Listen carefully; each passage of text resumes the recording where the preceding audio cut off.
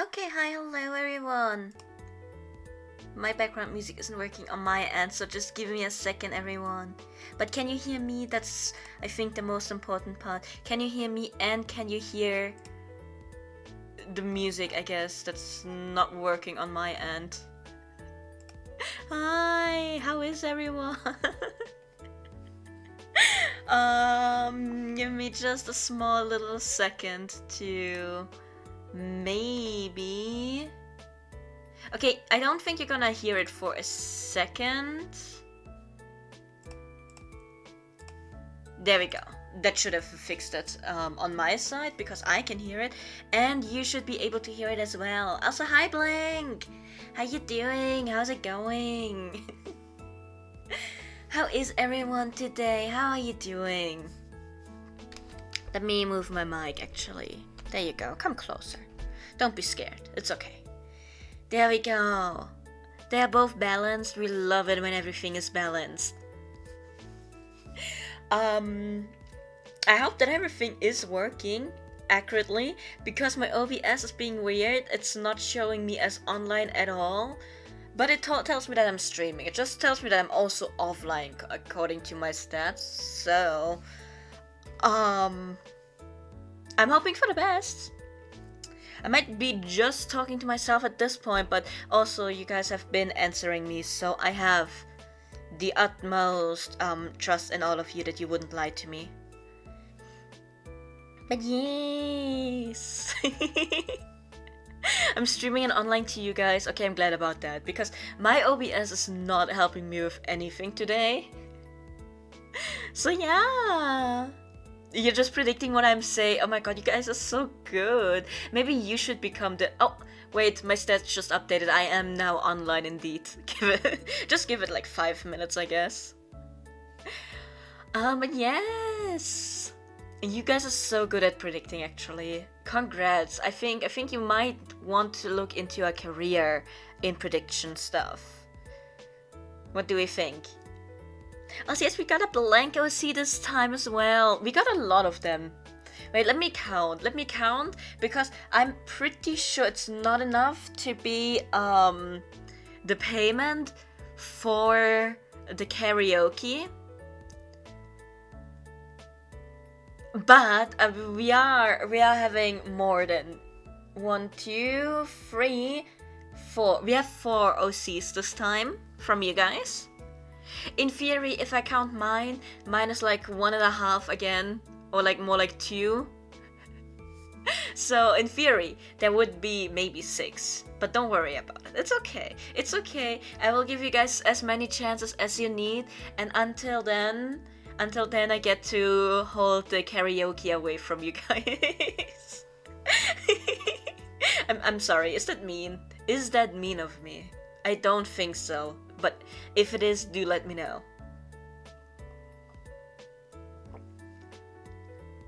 Yes, Krisha, Yossi is in there as well. I'm doing pretty good. I might regret this at some point because I am drinking cocoa right now. And as some of you might remember, I am lactose intolerant. So I am going to have the worst cramps at some point. I hope it's after stream, but... I might be dying at some point. Don't worry about me though. I have done this to myself indeed, so you know how it is. It happens. Your carrot. Yes, the karaoke is the carrot. Come on, you little horsies. You need to work harder. Kay holding karaoke over. Yes, I am. I am. I'm sorry, but I have something to hold over your head, so please let me. But also, I don't know which month it is going to be yet, but either next month or the month after that, there is going to be 2 OC streams. Because there will be one at like mid-month where it is Infinite Mage only. So they have to be Infinite Mage OCs. But also, it's not just going to be OC talk. I'm also going to be inviting someone else to join us on stream. And we are going to be talking about the webtoon first. So yeah. Entertainment and enjoyment comes first, exactly. Forget about all of the tummy cramps that there might be at some point, but yeah. Carrot. Carrot. Carrot. Please. I don't think it's gonna get better if I keep repeating it, but you know what? Yes. Yes, it's the carrot. Let's go. Momo, you have an OC ready for that? Let's go! Hope whatever you read on the wiki is accurate. I hope so too. To be fair, even if it is not accurate to the webtoon, it could be accurate to the novel. Because from what I have read in the novel, we get a lot more information there than we are getting in the webtoon itself. So yeah. Haven't made yours yet, Blank. It's okay. I don't know if it's gonna be next month or the month after that yet. But either way, you do still have a bit of time. So that's great, isn't it?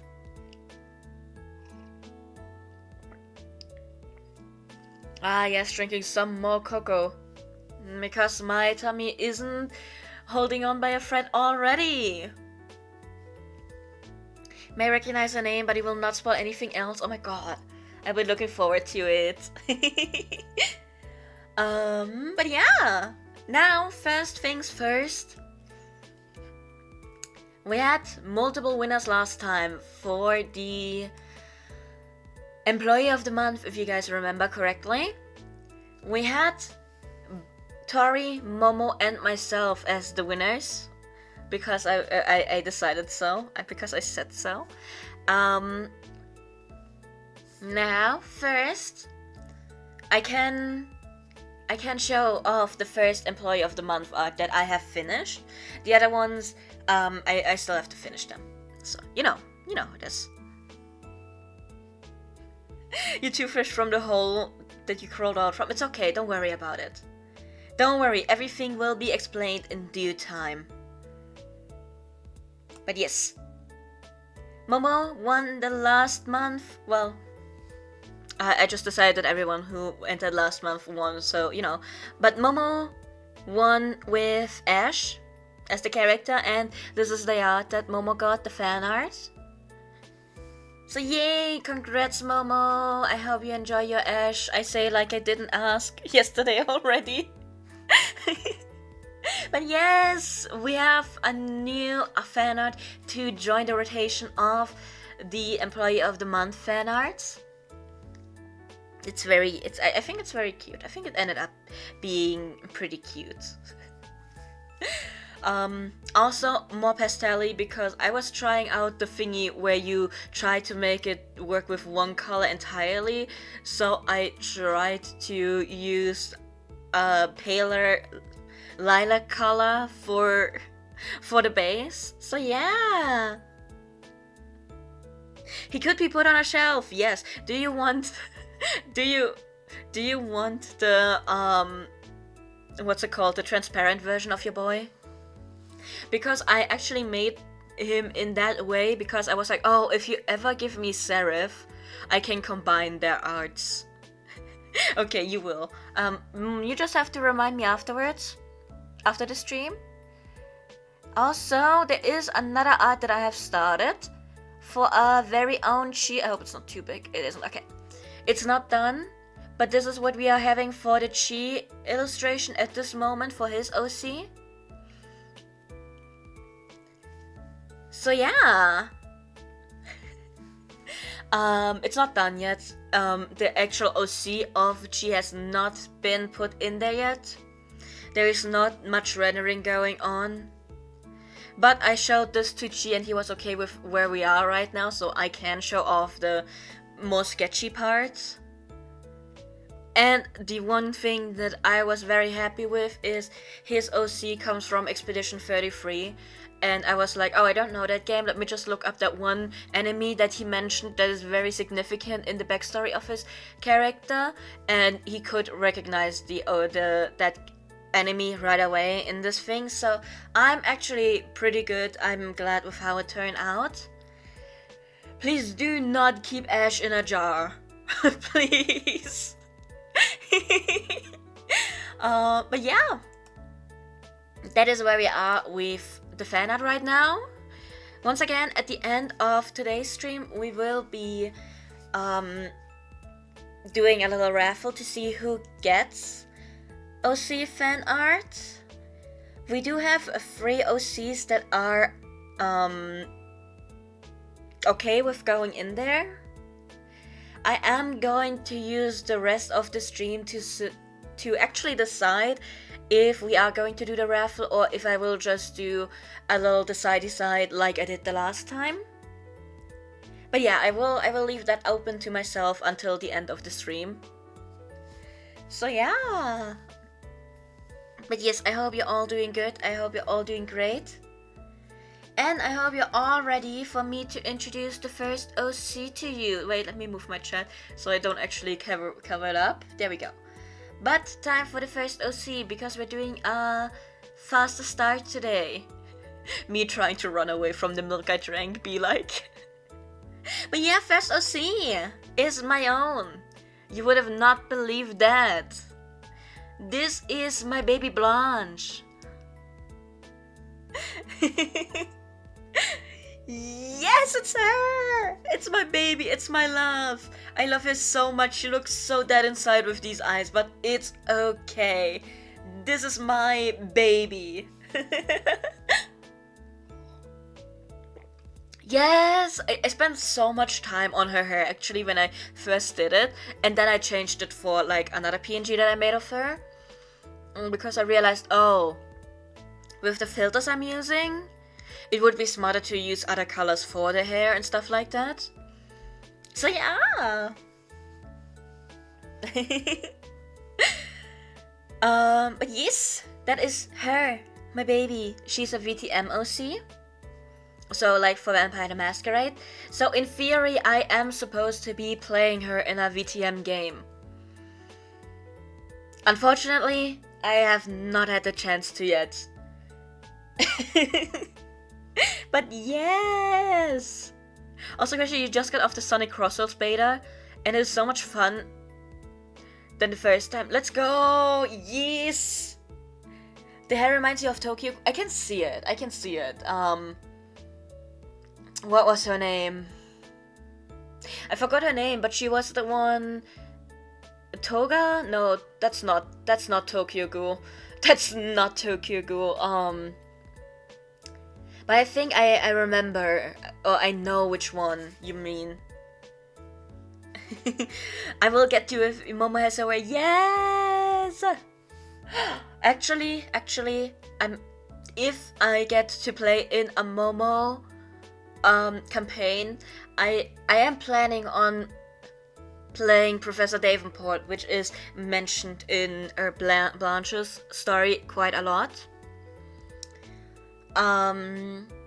So I will be playing Professor Davenport, but if Momo allows it, I might want to alternate between the two of them, if that's possible. Like, not in the same session, obviously, but like, you know, because I think that could be fun.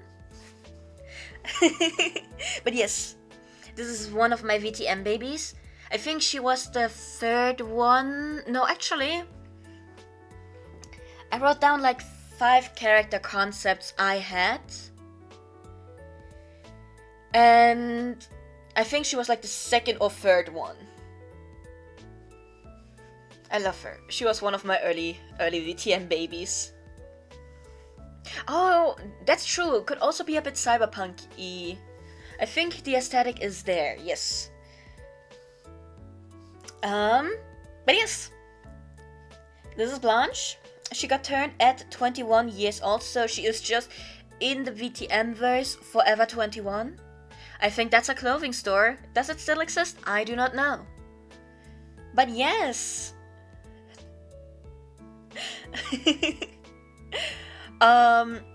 She is trans. I have not decided yet because See, I have 2 trans VTM characters, and one of them was living, like, is very old, so there was no chance for this character to have had, like, the procedures done before turning.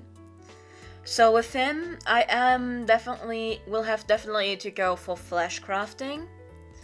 For Blanche, it is kind of a toss-up. But also, I do not think she cares too much about being fully transitioned. Oh my god. My thing just told me that it's unable to save a backup file because my C drive is so full. I have to throw stuff over to my D drive. It's okay. But yeah. Does this character wash with hot water and go into an ice bath? That's a human lunch. I should have seen that coming.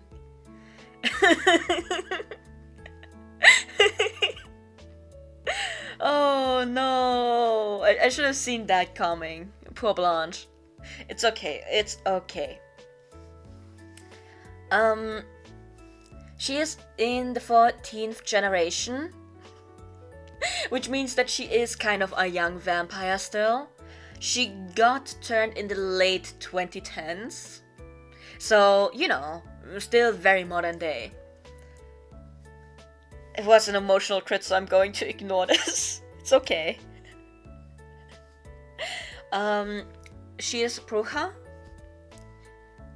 And basically I decided on Bruja because for her I was going with someone who not necessarily enjoys violence, but it's more in the direction of enjoying violence. She just likes there to be drama. Let's say it like this, okay? And she loves inciting the drama in a sense, but after being turned and getting taken in by the professor, she's not really allowed to, which I will get into once I've actually read the backstory to you, because it will make a lot more sense. But basically, that was the entire thing. I was like, okay, with this character trait that I want to have for her, like someone who is there to, at this point, incite troubles, because she is not allowed to be the trouble herself. So which clan would make that possible, or would make sense in a sense? And I went with Bruja. I think I would have to read the rulebook again to know specifically which parts of the clan I was like, yeah, that works out. But I remember going in there with, okay, I need a clan that makes sense with this characterization. Because I wanted for her to actually have a clan where, in theory, she plays into the stereotype a bit more. But only in theory. Because practically not allowed to be there. Okay. Now I get to actually read it out to you, everyone. The classic middle child that got forgotten and started acting out because of it. Her turning was entirely by accident, and thus she was promptly abandoned by the stranger that should have taken care of her as her sire. Earl, which is Professor Davenport, that's his first name, was the one to find her several nights later while he is out and about for his folklore research. Seeing as she got abandoned, he takes it upon himself to take her in and lead her down the right path. She isn't entirely happy with her situation, but follows along well enough, even though she usually lives for getting into troublesome situations. After being taken in by Earl, she learns what exactly happened to her and what she now is. Now with a mentor by her side, she starts getting used to her new unlife, taking surprisingly well to her new reality. Taking in as an assistant to Earl's research, she tries her best to curb her more violent tendencies in an effort to better blend into society and take care of the errands she gets sent on. She sees Earl as a savior as well as a grandparent figure, and as such has decided to stay neutral together with him instead of joining the Anarchs, which would suit her better. Piercings, tattoos, dyed hair, the whole 9 yards, even though maybe a bit muted when compared to other punks. She is now doing her best to lead a quiet-ish life that allows her access to the information she wants and the places she needs to be. Still, she cannot help but delight at any drama that happens on the daily, and maybe even stoke the flames while there. A small group of college students, mainly part of the gender courses, have adopted her into their midst after seeing her on multiple occasions thanks to Earl's errands. And even though she grew up in a small town in Germany, closely bordering France, she is now following Earl wherever he needs to go for his studies. So yeah! Have a good rest, Jeff! Let me see. Yes, yes. She's really lucky. Many fledglings and neonates fumble around until they get it, or they get their final night. Exactly. Also, hi, Werfen. It is a VTM OC indeed. Now, seeing you come in here with a wow, does that mean that you know VTM and that you might even be a VTM player? Me sitting here like, are you going to say yes? Hello? Are you? Sorry, I'm very excited. I've only gotten to play in a single campaign, and I'm here sitting, waiting for the next one. You have an OC because Mochi bribed you, but you haven't played. Oh, should I? God, me sitting here like, do you want to play? I'm sorry. I'm so sorry. Me starting a really bad sales pitch over here. Hey, do you want to play your OC? Because Momo is a really great storyteller, and I want to play again as well. But yeah, hi.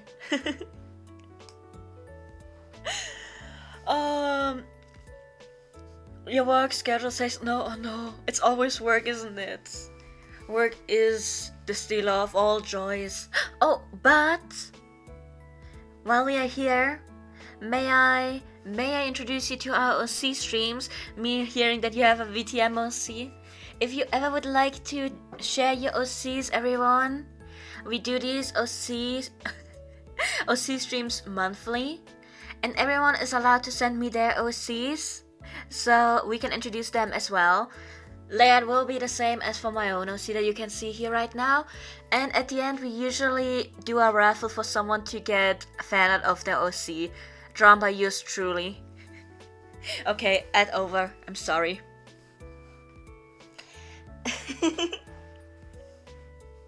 And get Kate to do karaoke. Okay, yeah, we do have a deal going on right now. Me and Chat, we have shaken on it. If I get 6 different OCs, not including mine, for one of the OC streams, like in one stream, we are going to do a karaoke stream. I have promised that much. Right now we have 4 OCs that are not mine, so yeah.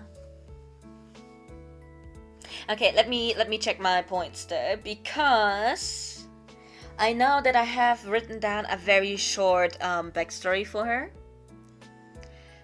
And because I haven't played her yet, I don't have that much of, oh, and these are the situations that she has gotten into before. It's, you know. Yeah, she is half German. Her father is French, the mother is German. She speaks both German and French, mostly because she did live in Germany bordering to France. So, you know, just kind of was what was bound to happen. Let's say it like this. Her last name is the German word for angel. As you can see, it's not that much different in the spelling from the English word, so yeah. I just really thought it would be kind of funny. But yes. Now, one of the reasons she was taken in by Professor Davenport is because he too is a kindred. And he is from... I forgot the clan name. Momo help! Momo help! What was the clan name? Basically, he is from a clan that is a newer edition, if I remember correctly. And they are aiming for that vampire nirvana. They believe that every single kindred should, or like a lot of them believe that the kindred should strive to hold on to their humanity and not give in to the beast, and kind of try to steer them on the right path, so that I guess they can all achieve the nirvana together. Which basically means Professor Davenport is not her sire, but he saw a kindred new to the world of darkness, haha, see what I did there? And decided that, oh, I can't let that one run around by its own. Because, first of all, he does have a conscience. He would not leave a child alone like that, because in his eyes that is a child, he's very old. And also he is trying to steer Blanche to the correct path, which he is succeeding in quite well, actually. So yeah. Hi Mish, how you doing? Salubri? Oh yeah, I think it was Salubri, that sounds right. So yes, that is basically the reason why Professor Davenport took her in by himself without being told, oh, take someone in as like your mentee or anything. He was just like, no, I found this child is now with me, I'm going to take care of them, I'm going to stand up for them if anything happens, but I will do my absolute best to keep them on the quote-unquote right path. His composure is effective empathy. Yes!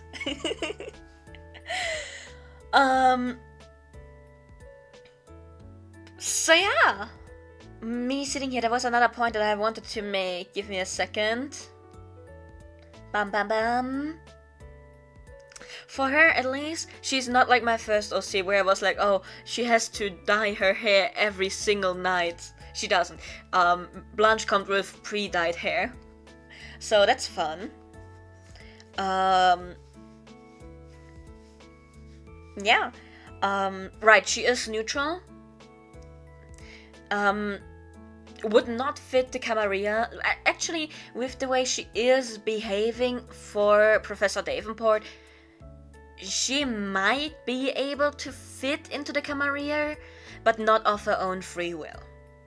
She would way better fit the Anarchs, and would enjoy her time there. Would probably cause problems on purpose, but, well, that's kind of everyone else's problem. Trust me, don't worry about it. But because of the professor, she is staying neutral. And she is doing her best to stay out of troublesome situations, especially because she is a bit of a... In German, we call it Laufbursche, which is, you know, just someone who gets sent to do other people's like tasks. She only does them for the professor. But basically because of that, because she knows that the professor does enjoy a very good standing and is well respected in the community, she is following that example, doing her best to not cause any unwanted or negative attention, so that she can be trusted enough to be sent to do the tasks for the professor. Not even from the professor's side, but like from other people's side, because they are not necessarily going to give her the information that the professor asked for if she, like, you know, enjoys a very negative reputation. So she is basically sitting there like, I'm going to be on my best behavior just so I can be the best assistant to the professor that I can be. So yeah, she is Anarchin at heart. She is.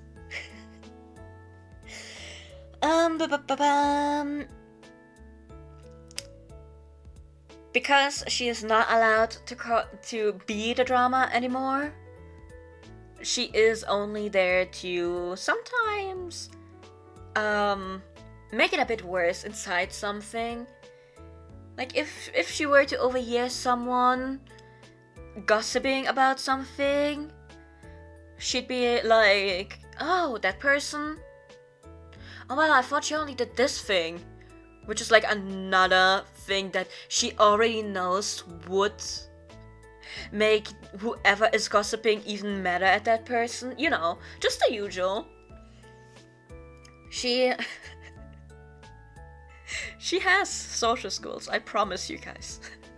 I promise. She has social skills against her will.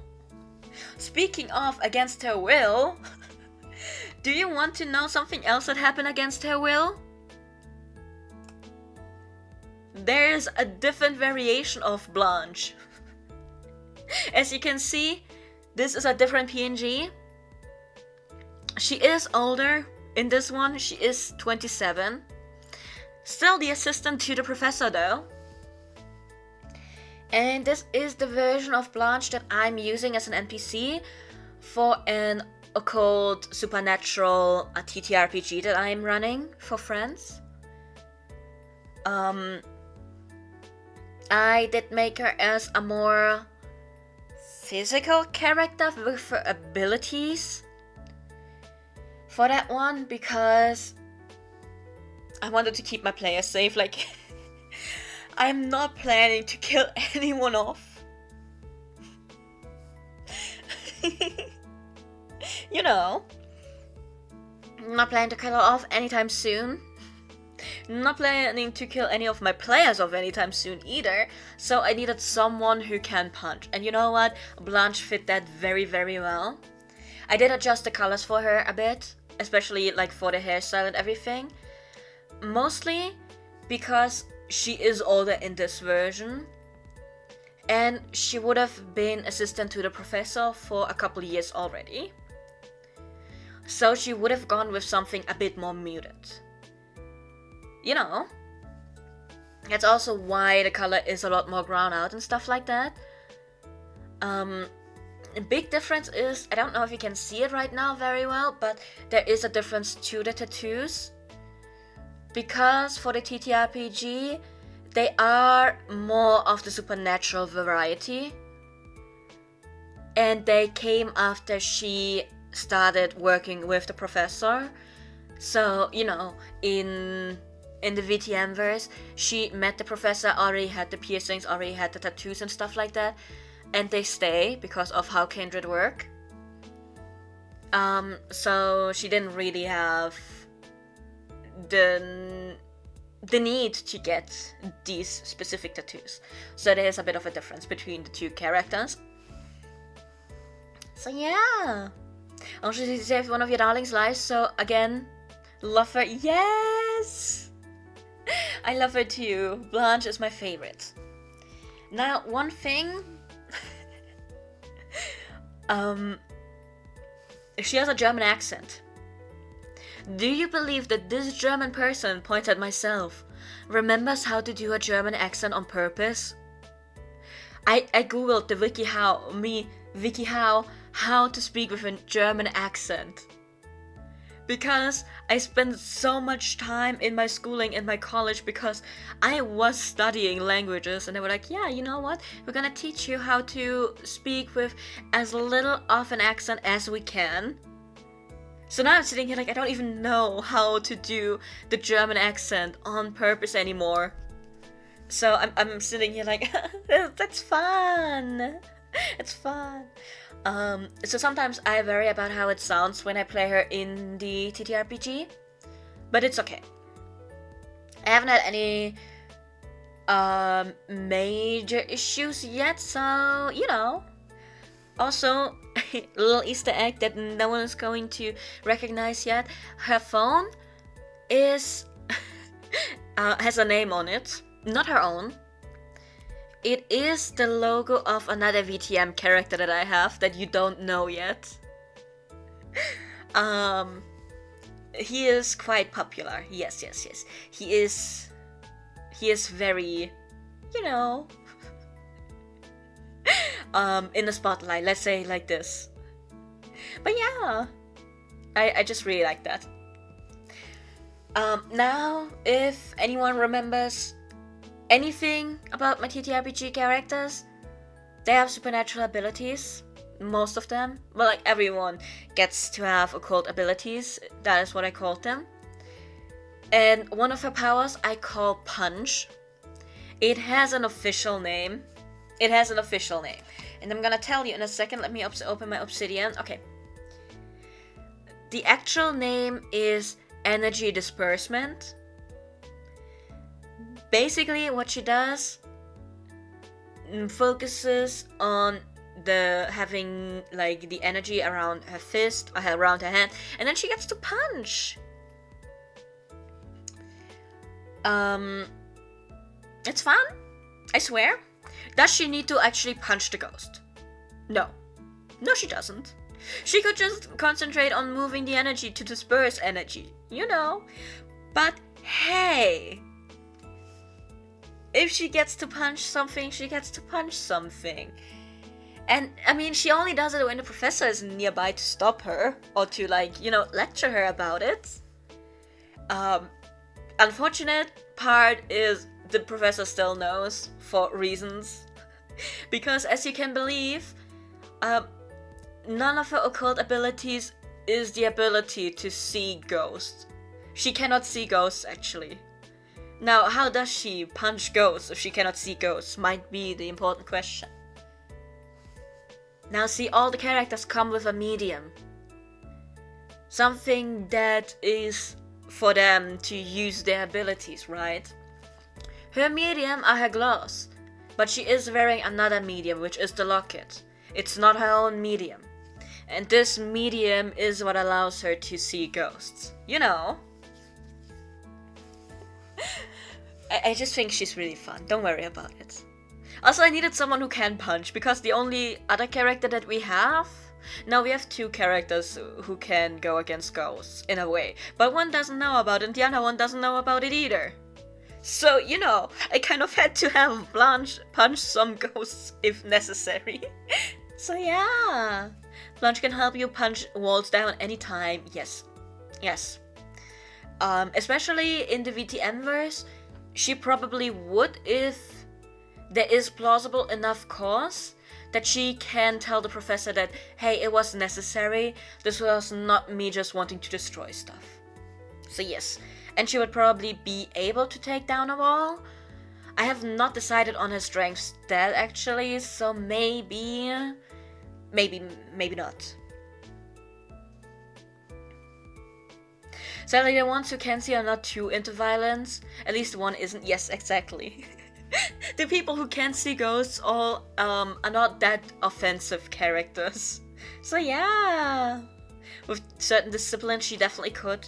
Wait, I think I wrote down which disciplines I gave her. Give me a second. Because I'm pretty sure... Load the document, please. Because I didn't do the stat pages yet, but I did write down which disciplines it would be. I gave her potence and presence.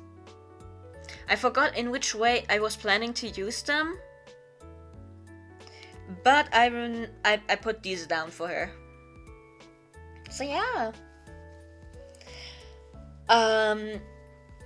Then she has another ability, which is for everyday abilities that I called following instructions. Basically, she's so good at following instructions, especially when they come from the professor. Or maybe not especially, like only if they come from the professor. She does not care if the instruction comes from something else or someone else. So yeah. But if she gets an instruction, she can even, like, as long as it's from the professor, she can even be like, okay, I don't think that's the best idea, like, but like, if that's the thing, I'm gonna do it without question. I want to punch this ghost, but like, if you tell me that it's not gonna do anything, then I'm gonna believe you and stand here and wait. I just lost everyone? Oh, I'm not supposed to go search for them? You just want me to wait there? Okay, whatever, I will. I'm totally not gonna die. So yeah. Oh, Potence versus Blood for Strength, so like you said she could. Okay, nice. So maybe that is why I chose Potence for her. So yeah. Now she's my little baby. She is, in theory, a package deal with the professor. Except that at this point, every single time my group has gotten to play, they've only ever run into one or the other. I can't even call them a package deal because I usually send one. So, it happens. The reason she has a phone though is because if I only send Blanche, then she has the professor on her phone. Also, why doesn't she run out of battery if she has her phone running the entire time? Don't worry about it. That is her other occult ability. Don't worry about it. It makes sense. Yeah, via that, they did get to share the screen once, kind of. Yes, exactly. It's fun. Don't worry about it. Now, this is the end for Blanche, but I have one more thing for you guys. Some additional artwork for her. We have an additional PNG of Blanche using her abilities, kind of. She's just getting ready to punch something in the face, don't worry about it. That's basically what's happening there. And we have a full body of a VTM Blanche. So yeah!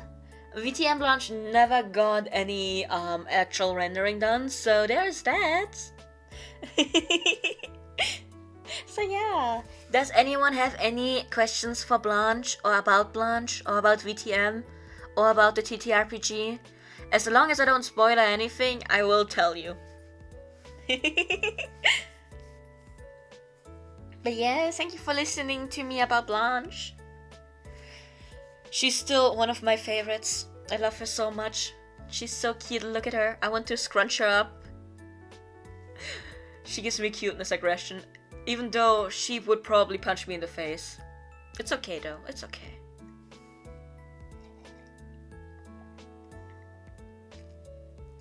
You have, but like you think you reserved it for when you DM? Okay. Don't worry about it. I will be looking forward to it.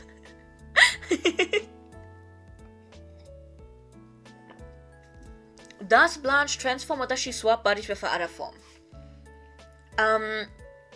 Neither. The first version, like the one with the purple pink hair, is the version of VTM where she is still 21, forever 21. She cannot get older than that because she is a vampire at this point. So she is kind of stuck in this look forever. The other version with the turquoise red hair is her TTRPG version where she never became a vampire. So she did have the chance to change her hairstyle, to change her hair colors, everything, to like adjust her tattoos and stuff like that. So basically, TTRPG Blanche is just Blanche if she hadn't gotten bitten at that point, but still been taken in by the professor at 21. The only difference is one is a vampire, one never got to be one, and got to grow up a bit further. So yeah, basically just two different times in life, if we want to see it like this. So yeah.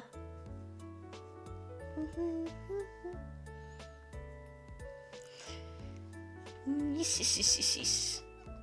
scrolling. Okay.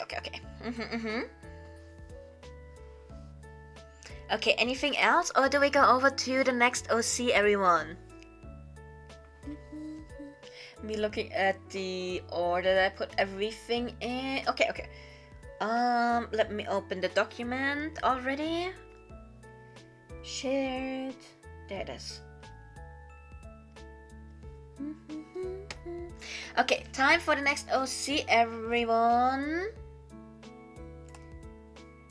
Which is Xiao, which is Momo's OC. Momo once again gave us an OC for this month. So please, everyone, say hello, Ciel. For I get to read some stuff to you guys, actually. Wow. Yes, look at her. Isn't she the cutest little thing? Right, she looks so cute. She's adorable, isn't she? Anyways, Ciel is a VTM character as well. At least in this rendition. Eternally 24, so got turned at 24. And as always, you have everything on the screen to let you know stuff while I'm reading everything else out to you, because I do not know if everything on the screen is already mentioned in the longer explanation that Momo sent me. So I'm gonna go through. I forgot one thing. Where is it? There we go.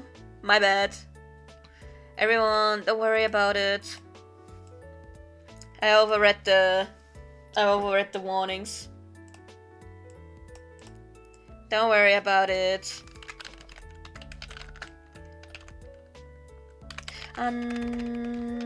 There, don't. I can't spell anything anymore.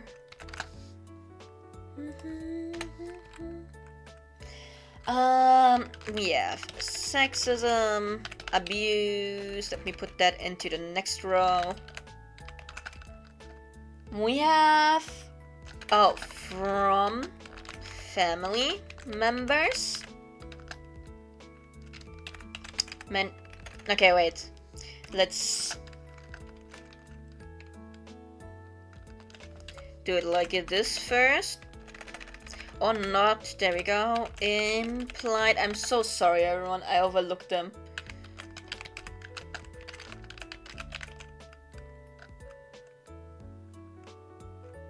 Okay.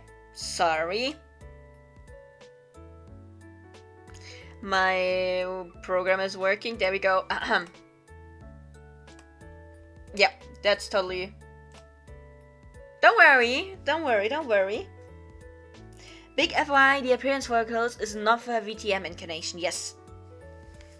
But you can see how she generally looks. She looks super cute though. She is so adorable. Okay, everyone. It is time for me to read to you. Firstborn to Nicholas Jefferson and Lou Meijin on October 21st. Jefferson brought Meijin over to the Western world, quote-unquote saving her from her Eastern lifestyle to more quote-unquote civilized sensibilities and to find Christ in her life. As the oldest child and a daughter at that, there was the expectation that Ciel would assist her mother in household affairs and raising her 5 other younger siblings.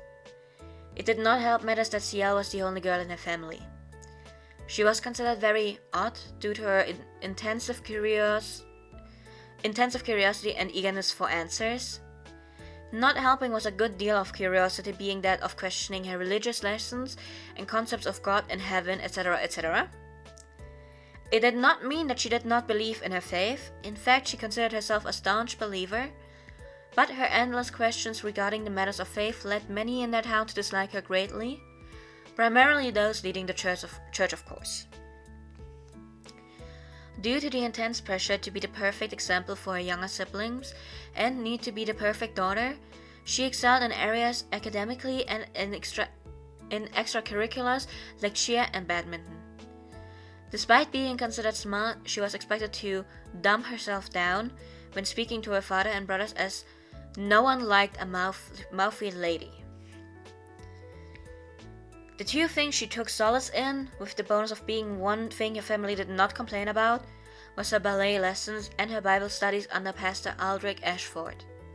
He deeply encouraged her curiosity and to enjoy the stories and teachings within the Bible. Whenever she did something to quote-unquote embarrass the men in her family, after some deliberation, Momo has decided not to elaborate in detail. Ciel suffers at the hand of her family as they physically and mentally abuse her, Her father, not just once, has threatened to send her to a facility/camp to, quote, treat her if she does not behave as he wants her to. As she comes close to graduating high school, she, in the dead of night, goes to seek guidance at the steps of the church with the gaze of the statues watching her. She plans and she runs when she graduates. Her academic capabilities and talent in ballet easily earned her a place in the University of Vienna, where she further pursued her studies in theology and dance. Her research and pursuits raised some brows as, while she studied in the more common areas of theology, her later paper started slowly tricking into hypotheticals of supernatural entities. Do you all know Milo Fetch from Atlantis? Think that energy for her academic pursuits. Lovely, love that. She started to find stuff like strange happenings in Prague during the Crusades and something about an Inquisition. Her line of curiosities caught the eye of one of her professors, who was the chancellor of the Vienna chapter house. He invited and initiated her, and within a month she had been acquainted with its members and lifestyle. This is, however, more about VTM and not a hunter, so Momo will not explain much. Valid. Can say at least, Momo's girl felt so validated and even ecstatic to know stuff like Cain, yes, that Cain existed, thus for her, strengthening her religious resolve. This also just burst the doors wide open on her curiosity-seeking nature. So much to uncover and understand. What is important though is that a few months into her new life here, in came bustling a traveling group of hunters and scholars of sorts, anyways. The patriarch was a rather well-known fellow, but never mind him. What was more important was one of his sons, of which during their short visit brought Ciel into a rather explosive romantic relationship, and within a year they were wed. And not very wise for an 18-year-old, but, well, semantics. Okay. Sorry. And so her life was now very jam-packed with happenings all the time. Every day, ballet, studies, arcanum-related matters, and traveling with a new family whenever she could. Traveling with a new family gave her a good deal of combat experience as well, as they hunted creatures of all sorts, and she found a love for glaives and javelins.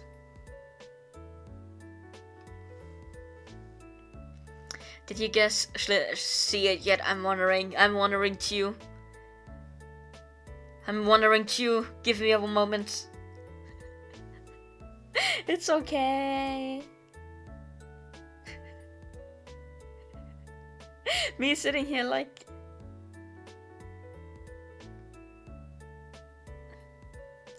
Is he based on... No, me sitting here,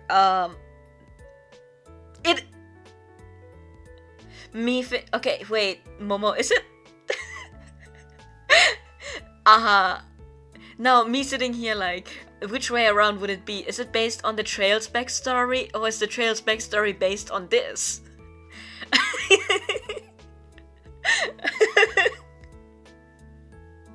Me sitting here like, wait, I see the same things. I see the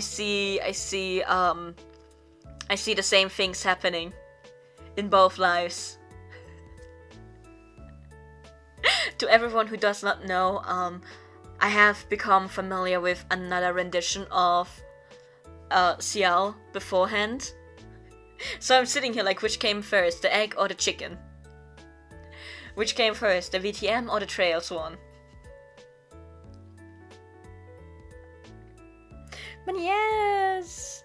So cute! To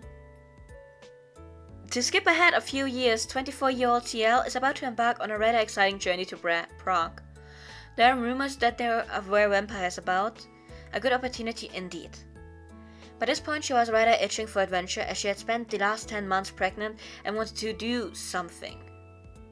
She was getting out of pregnancy and went right back to hunting. You know what? Couldn't be me, but good for you, Ciel.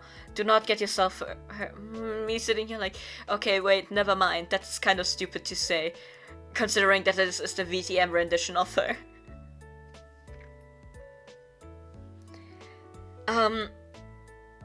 One thing she will regret in her eagerness is that she and her husband were still debating names. In her mind it was fine. Her husband could give her sweet little boy a name, and she'll be delightfully surprised with it when she returns in a few weeks. Never let a man choose the name of your child. My father named me, and my mom almost gave me back because they never talked about what they would name me. My mom just came out of because she had me through via C-section, so she was still asleep, you know.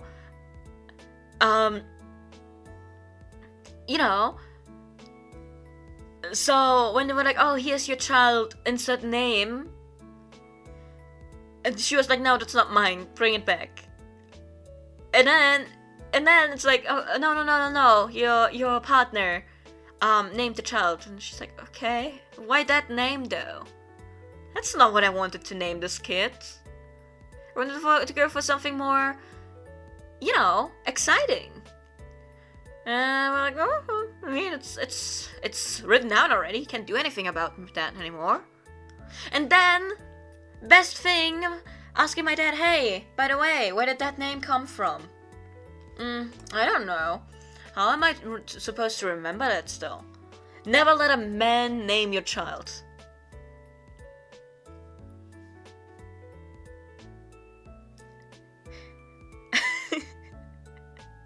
I didn't see it, but also you need to tell me, did the trail backstory come first or did the VTM backstory come first? But also, feel free to tell me the name of the child, and it might come to me.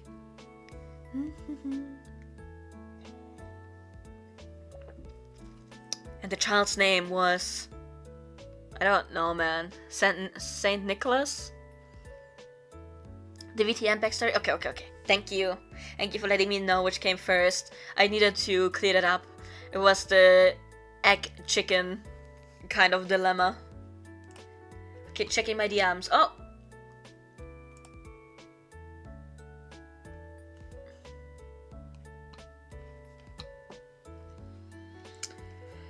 Oh, how I wish I was live 2D right now so I could look at you all disappointed, Momo. Momo, what do you mean?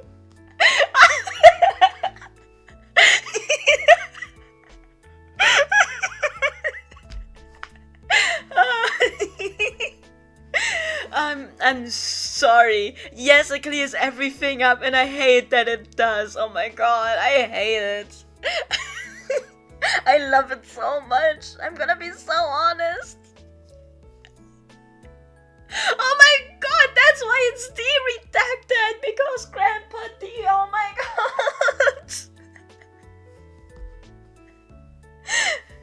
I love what you did there.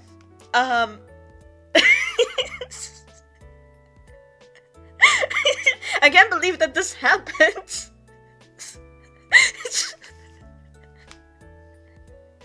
Man, I should have come up with that myself, man. This is, you know what, fair enough. I can't say anything against that. I mean, I was sitting there like... Me sitting there like, me to myself, oh, a group of hunters, haha, that's like Hunter the Parenting. And then I keep reading and she says like the whirlwind romance. I'm sitting there like, oh no, can't be them then. Moving on.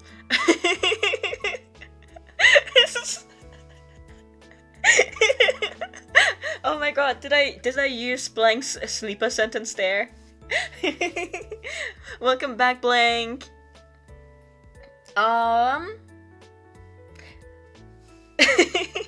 If you want to nap for a bit longer, Blank, by the way, your OC is the last one in the roster today, I can tell you that much. So, even if you sleep for like half an hour, you should be good. I need more cocoa. Drinking this, putting it back like some strong liquor. Did you guys know that there's like a liquor thing? It's called Bailey's. I'm totally not bringing this up for a reason. It's very, very sweet. Like it's a cream liquor kind of deal. It's very, very, very sweet. And my mom sometimes gets that one. And then like we drink it together. I have to be so honest though. Considering how sweet it is, it somehow makes the fucking burn of the alcohol so much worse. But anyways, that is what I'm imagining drinking right now instead of my cocoa. Also, totally not me always thinking about Bailey. Don't worry about it.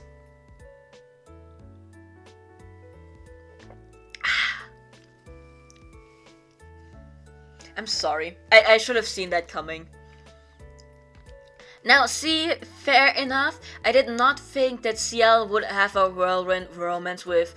It would be Dor, right? Didn't think there was a time... Give me a second. Actually, no, I can see it. I can see it. Never mind, I take it back. All good. I take it back. I can see it. Me thinks about the other people that I know from another rendition Ciel would be interested in. Yeah, checks out, actually. Checks out. It's okay. I can see it. Never mind, thinking about it for more than 2 seconds. Lovely. Ciel, it's your fault that the poor kid is named that.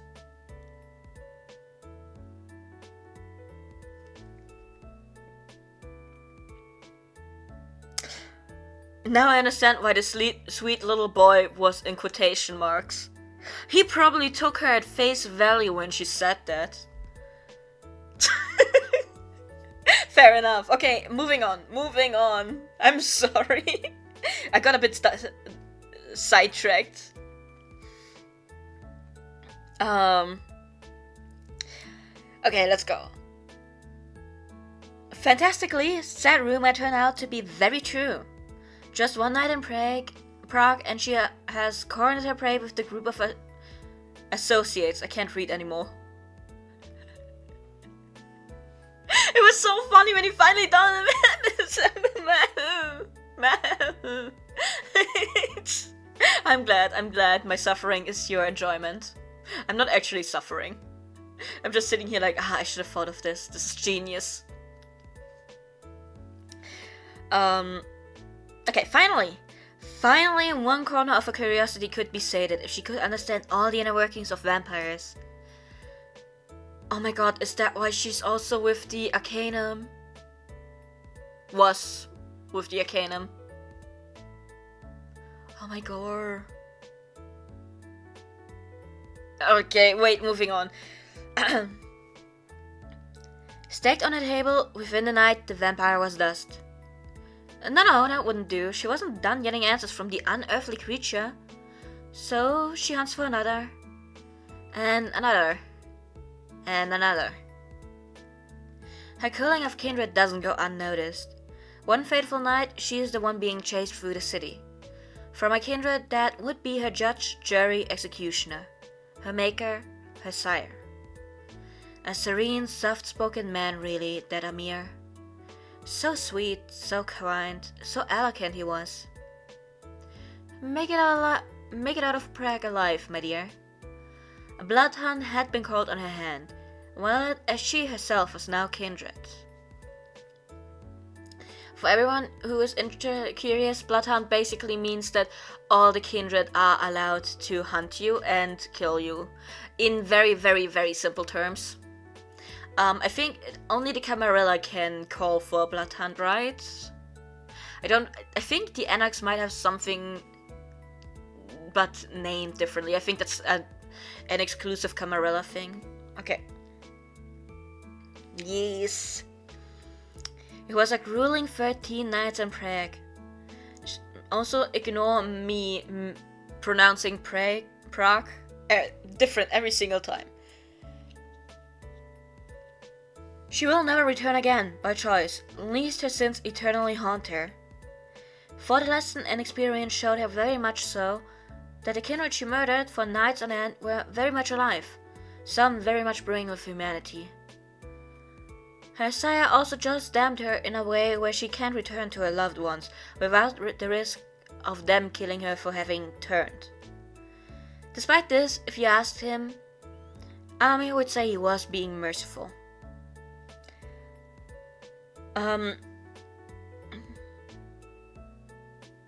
Oh yeah. Um. Yes. So it showed her that they were very much alive and bringing of humanity and not just monsters for her to experiment on. Okay. Ciel's experience up till the recent modern nights are heavily Anna-leaning as she integrated best with them. She had spent a year within a Camarilla court, never again. Fair enough. Formally, she's in the same coterie as Ash, with the elusive Tremere matriarch. Everyone, I hope you remember Ash. That was someone that got introduced last OC stream, if you remember. While Ash was a very social creature, Ciel's far more mental skill inclined. Wits and resolve at 5, with intelligence at 4. This is like the dot system again. So all of these very, very high. Academic, investigation, occult, science at 5. Melee, stealth, insight, etiquette, awareness at 4. Politics and drive at 3. Fair enough. Blood sorcery is at 4, celerity at 5, and obfuscate 3. And the last 3 are all to do with her clan. What are they called? The things a clan can do. I forgot the name, I'm sorry. Now, she has a ghoul called Lecter Fey.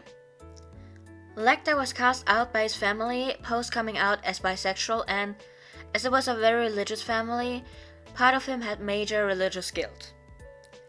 Ciel found him close to death's door and nursed him back to health. With her blood, of course, as you do. You know, as you do. Oh yeah, disciplines, right, thank you. So yeah, that was her disciplines.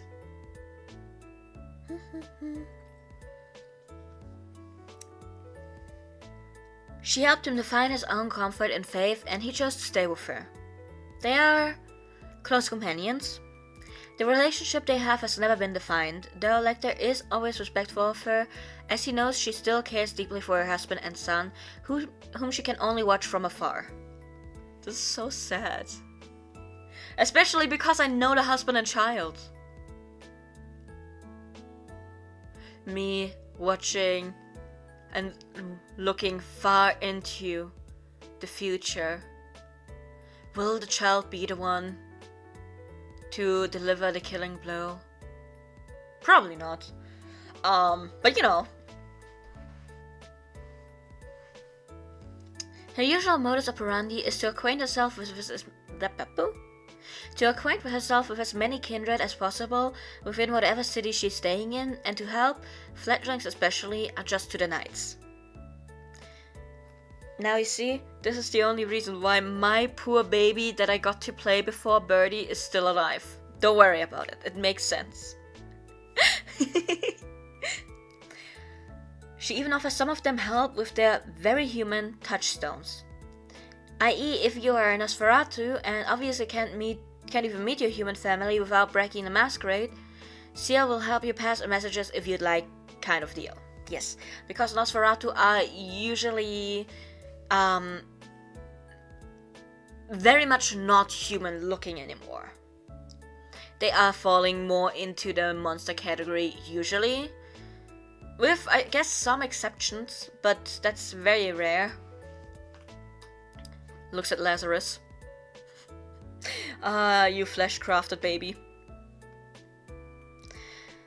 Despite being at odds with Ash, she and him actually share plenty of end goals and how to deal with problems that arise. They also both know, deep down, that the others care deeply for the coterie family. While Ciel does indeed love her kind of a brother Ash, she absolutely despises Seraph due to his lack of humanity. Valid. Give me a second, everyone.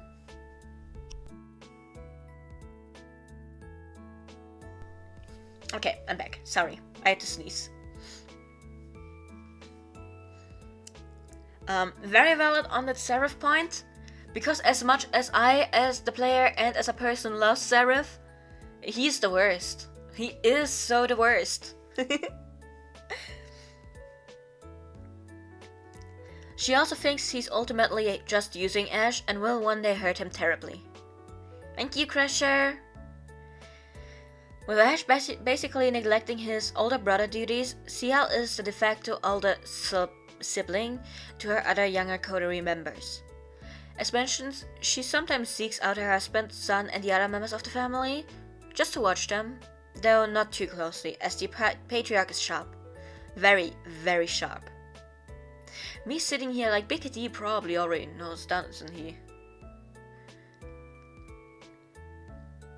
Don't worry about it. Despite now being kindred, she still keeps up with her religious practices in ways that she is able to. Ciel does more, no longer being able to enter churches though. Maybe it's a clan inclination, but despite being primarily a scholar type of character, she is actually the best in sheer combat in her family coterie. Okay, maybe the fact that she was a hunter of swords helps too, of course. I mean, semantics, right? Unlike Ash, who primarily parks himself in a bar/club within the city he's staying in, Ciel tends to travel a lot. Sure, being a pure creature of the night makes things difficult, but hey, that's what Lecter is for. Being immortal means she now has all this time to really try and uncover more and more secrets. Look, she learned not to be a cruel mad scientist, but that doesn't mean she stopped wanting to find stuff out, okay? Valid. When she's in the city, aside from helping out her fellow kindred, she turns her time to helping Hein with a physiotherapist job. She's by private appointment only. That's gonna cost you a pretty buck. I'm sorry. Due to her own experiences, she believes strongly that people can change and learn.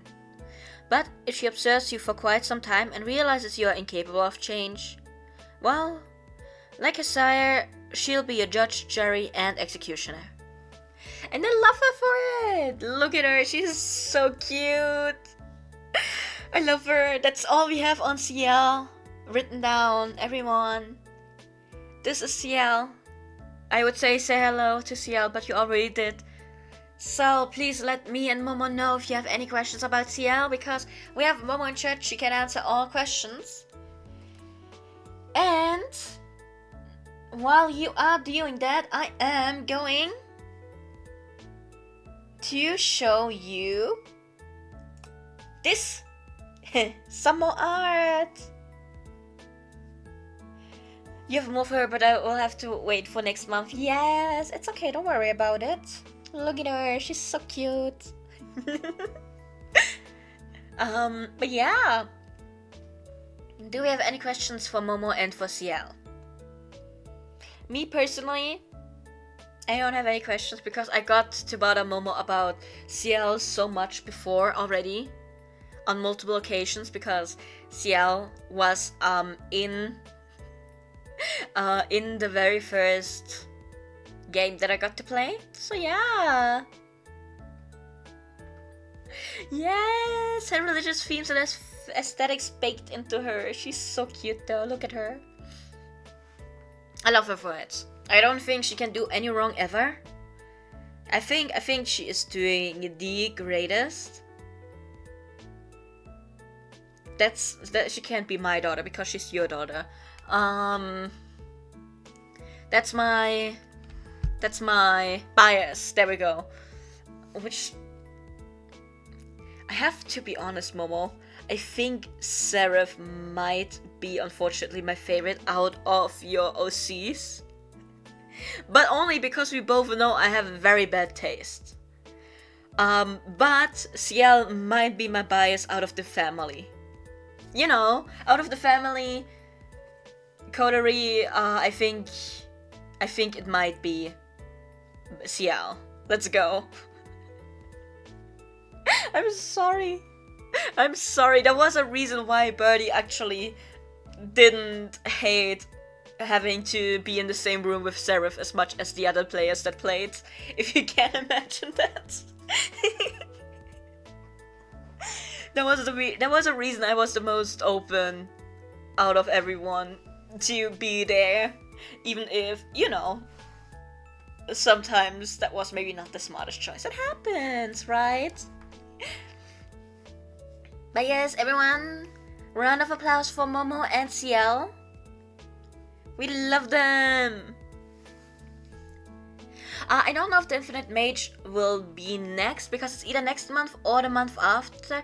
It might have to be the month after, because she is very busy for like the next 2 weeks already. So I don't want to stress him out too much with having to also try and finish his OC in time for that. And be able to be on a stream with me. So yeah. That's that. So much applause. Thank you for sharing your OC with us, Momo. I love her. She's so cute. If not, then I will get Seraph. Okay, let's go. We might get Seraph next month, everyone. Don't worry about it. But yes, that is CL. Which means we're going over to the next OC. But before we do, I'm gonna leave you on this wonderful picture of CL.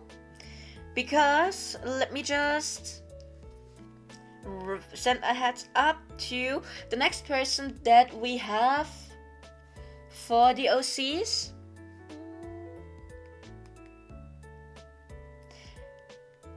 OC will be the next one on stream.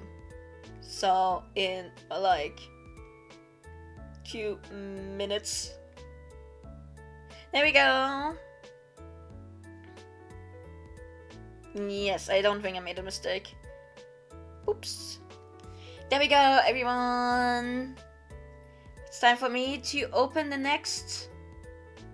Where is it? Okay, I'm gonna open it like this, I guess.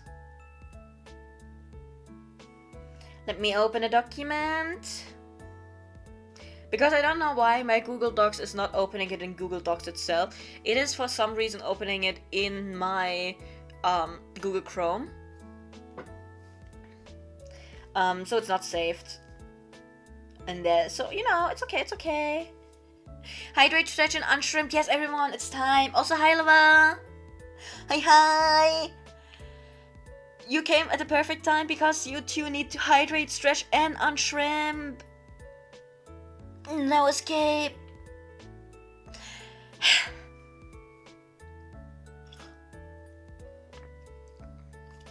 Okay. Now, I forgot what the English word is, so I cannot say it. It's okay, it's okay, it's okay. Look, this is Momo's girl, this is CL. And before this we were talking about Blanche, which is my OC. Don't worry about it. As always, the VoD is going up on YouTube, so if anyone wants to watch the entire thing at any point in time, we can. Scuff in progress? What is scuffing? I'm doing good, I'm doing great.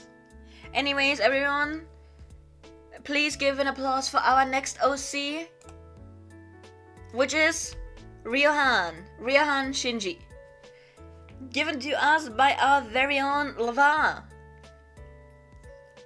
There's no scuff happening at all, trust me. So yeah. Everyone say hello. I will be reading quite a bit to you guys. Don't worry about it. You saw Lava work on this in real time. Oh my god, let's go. Oh, was that the one that you were working on when you were doing an OC stream? Yes, it looks very, very nice. We love Kamen Rider OCs and in general, hell yeah. Yes! Everyone give me more OCs. So yeah, we do have our very own Lava OC for this one.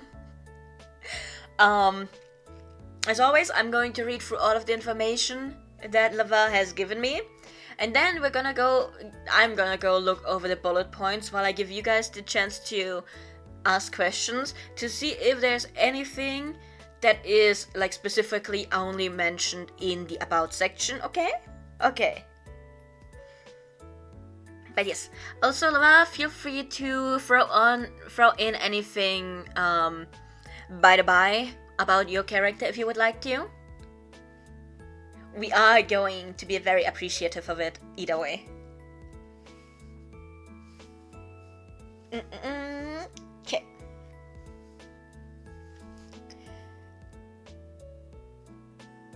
Also, you will maybe have. I'm just reading what you wrote down. I need everyone to know I am not a Kamen Rider fan. Well, okay, that's not the way to say it. I've never watched Kamen Rider. I do not know anything. I don't know anything. I had a friend make me watch the transformations, and that's as far as my knowledge goes. So, thumbs up. I am reading it exactly as it's written because I cannot give any input on any of the terms. Okay, great, lovely.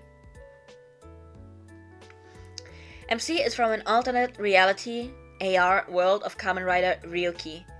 The basics of the world of Ryuki is that there exists a mirror world, a dimension that is a mirrored version of our regular world. In the mirror world, there exists only monsters and no humans.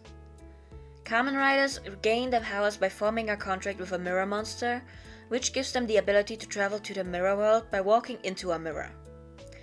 There is a world between worlds shown in the show that the riders have to travel through to get from the real world to the mirror world. In this alternative reality world, MC is this world's Kamen Rider Ryuki, and is in a similar position as the OG Ryuki, where he works as a journalist for an online news website. While searching for the truth in his stories, like the OG Ryuki, he is not as willing to see the good in everyone as the OG Ryuki. Instead, he prefers to be more critical and see things as they are. All the Kamen Riders are also engaged in a Rider War where the last Rider gets a wish fulfilled. However, this world was invaded by an alternative reality Kamen Rider Dark Decade. There's an asterisk, where does it go? Okay, don't worry about it. Don't worry about that. I'll find that at some point. Maybe. Okay. However, this world was invaded by an alternate reality Kamen Rider Dark Decade, who led his army of Shindai Shocker? Okay. And starts to eliminate every Kamen Rider to destroy this alternate reality world. Naturally, Dark Decade focuses on this world's main rider, Ryuki, and the two engage in a battle. Ryuki's allies joined in to take down Dark Decade, but were overwhelmed by Dark Decade's powers and were all defeated. However, Dark Decade was weakened by their attacks, and the OC took advantage of this to use his final attack. Dark Decade responded with his own final attack, and the two ended up defeating each other. While Dark Decade was killed off, his driver destroyed, so was the Ryuki deck, and thus all the riders of this alternate reality world were no more, ending the world. MC, in a last-ditch effort to survive, grabbed the remnants of the Ryuki deck and Dark Decade driver and entered the world between worlds. It was here, as MC reflected on his failure to save his world, not knowing how to feel himself, that the Ryuki deck and Dark Decade driver, transformation devices for Ryuki and Dark Decade respectively, thank you, combined into a new belt, and with this newfound power, he was able to escape into another world connected to the mirror world. Okay. I finally found where the asterisks are. Maybe I should have just looked a bit harder. Now, the first thing is, Dark Decade is from the game Kamen Rider Climax Heroes. He is an alternate evil version of the main Kamen Rider Decade, even going as far as being an alternate Kadoya Tsukasa. He shares the same powers as Decade, he can transform into other Kamen Riders, and can travel the Rider multiverse.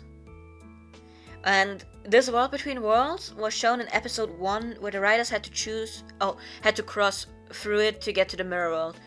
We even know that you can interact with it as Kamen Riders are shown to get into and ride their rider machines while inside this world between worlds.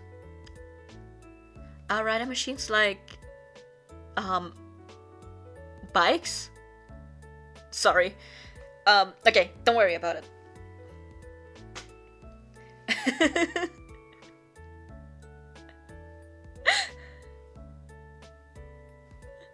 You're trying to be so well behaved, but this is like regular Kamen Riders with the pretty boy cast, you know, there's some type of tension between Ryohan and Kido.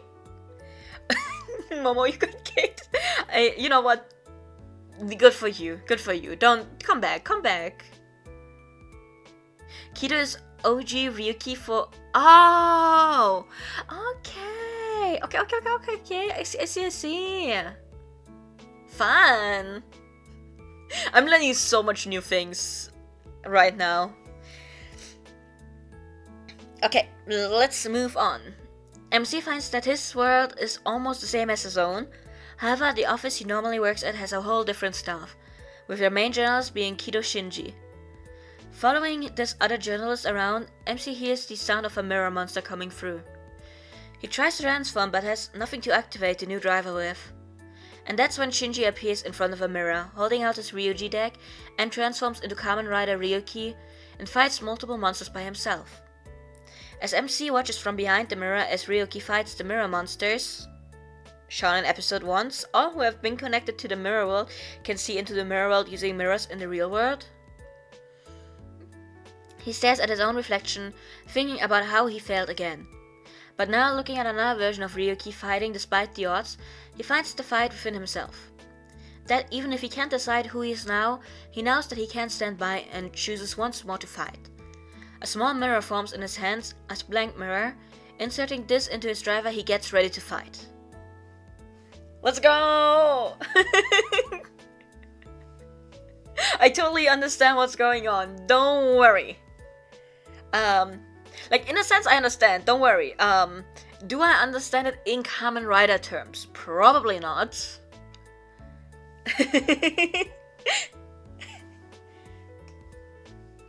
The shonen inspo power. Trust.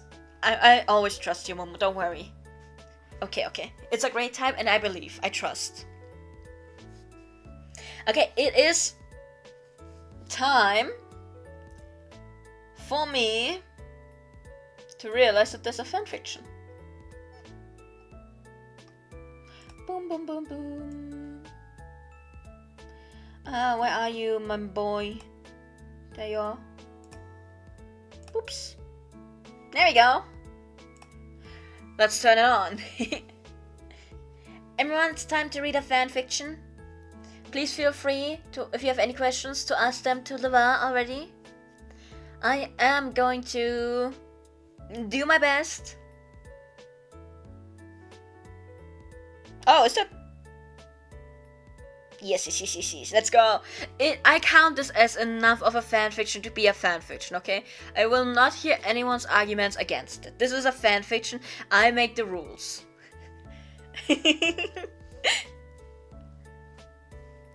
Okay. Rider slate, blank.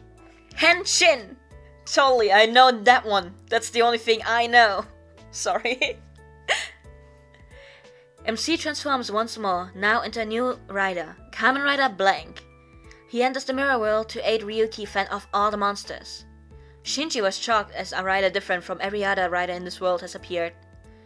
After a series of gratitude from Shinji to MC, MC explains to Shinji about how his world is gone and now he is a stranger in a world that only looks like home. Shinji offers a place to stay for the time being and a co-working position to help MC find some normality again, which MC accepts. While out together on a scoop about a suspected scam artist, they run into the infamous murderer turned Kamen Rider, Asakura, aka Kamen Rider Oja. Asakura challenges Shinji to a duel as part of the Rider War, which Shinji refuses as he is opposed to fighting other people. Asakura then transforms into Oja and summons his contract monster, a giant snake, and threatens to harm the surrounding people if Shinji continues to refuse him, to which Shinji has no choice but to accept. However, Asakura does not call the snake away and uses it to force Shinji into fighting him seriously in a battle to the death. Unwilling to see innocents hurt, MC transforms and fights Oja's contract monster. However, when MC was about to perform his finisher on the snake, Ryuki suddenly blocks his attack with a god vent. Ryuki explains that if he defeats the contract monster, the rider will perish. Oja dies in the movie exactly this way, where his contract monster was killed and he soon followed, disintegrating into the mirror world. Oh god. To which the MC replies that he knows how it works. Asakura expresses dissatisfaction with the fight as Ryuki has now saved his life and leaves the area. MC asks why Shinji would protect Asakura, and Shinji explains that to him, all life is precious and that he wants to find a way to end the Rider War without killing anyone. MC thinks about this, trying to understand why this other version of himself would think this way. They make more headway into the scam artist scoop and catch the man trying to sell fake goods to unsuspecting people. While confronting the scam artist, it was clear the scammer only had his own interest in mind, and MC pays him no mind other than to give him over to the police. But Shinji interrupts, saying that they're here for an interview with the scam artist, which shocked both the scammer and MC, as the scammer explains that he was stuck in a corporation that has a tight leash on its employees, and he was made to be the scammer where most of the money goes back to that corporation, and he is barely making ends meet. Shinji then thanks the scammer and wishes him well before finally calling the police.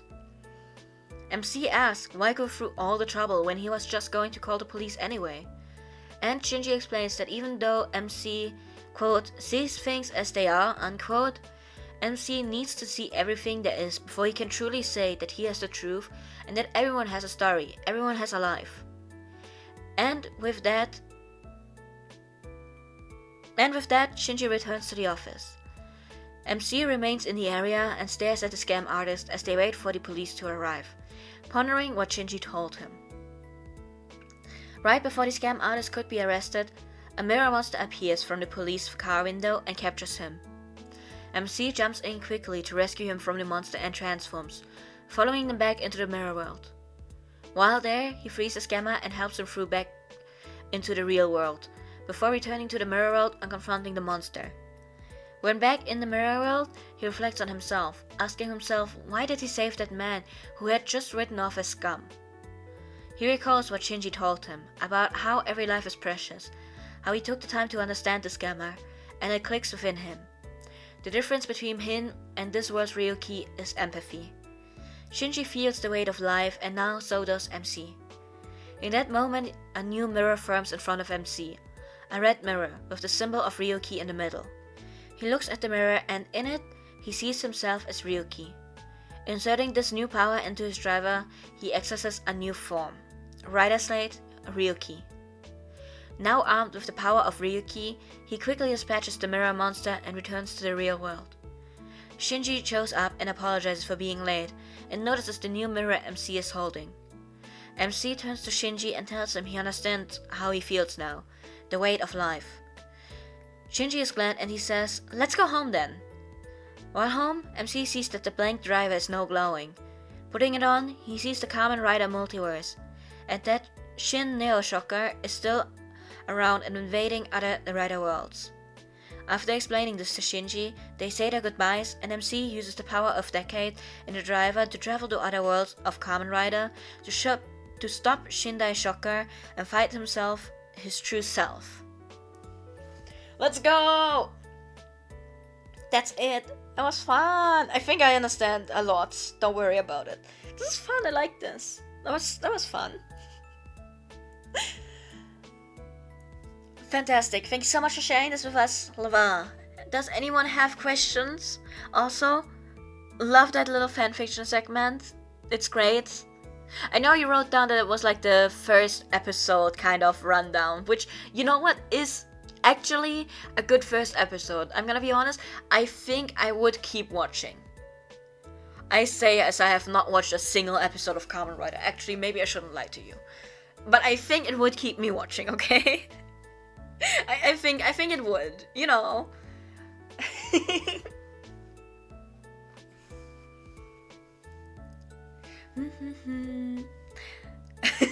Crusher, you're resting your case even though you're sitting there without an argument to present because there isn't one.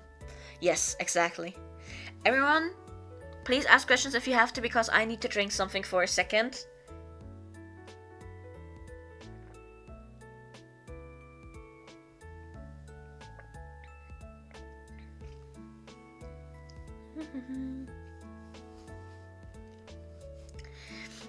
You know what? It is a good idea for the first episode to lay the groundwork for how Blank gets his power.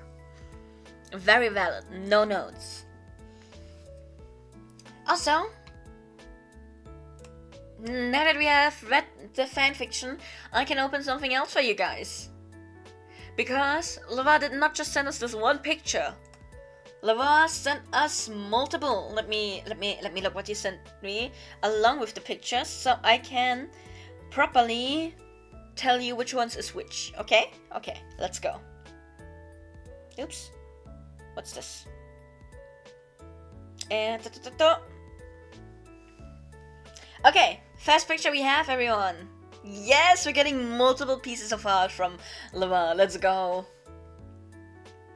Okay, this is the main form and the finisher of this OC. Let's go.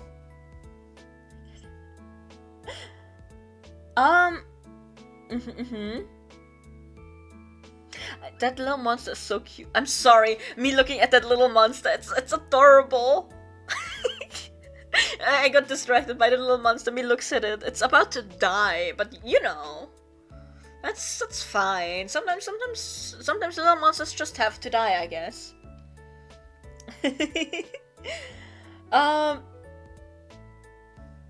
It's cute. It's. I'm sorry. I'm so stuck on that little monster. It's so cute. I'm sorry, it looks so worried about being final move killed.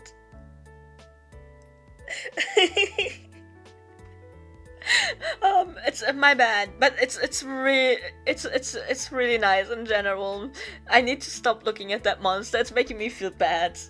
It looks so worried about dying, man. Okay, sorry. Okay, my bad. I'm gonna get it together. I'm so sorry.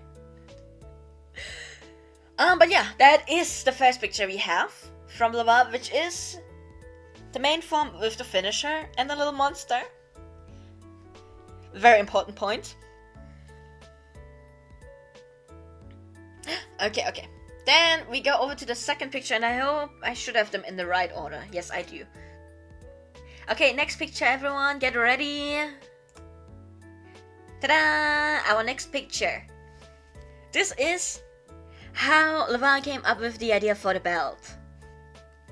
So we have the design, and I assume that the ones on the right side are the OG ones from that, like, it got put together into the belt design, right?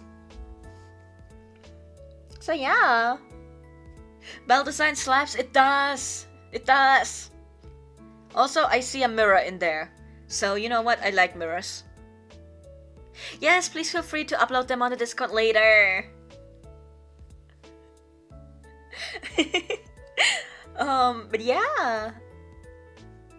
So this is the inspiration of, like, where the parts of, like, the OG come in to make this new belt is what I'm seeing, and I'm assuming.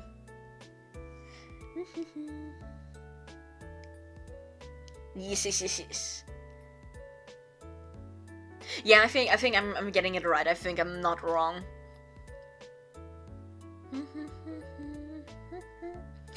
Okay, we have more pictures though, everyone. We have more pictures. Now, we are moving on to something further with the belt, because we do get an explanation of how it works. Now, don't ask me how it works, because I barely know what's going on in the Kamen Rider universe. But we have the different slates on the right side hand. That is all I understand. These are the things that need to be inserted. Correct? Correct.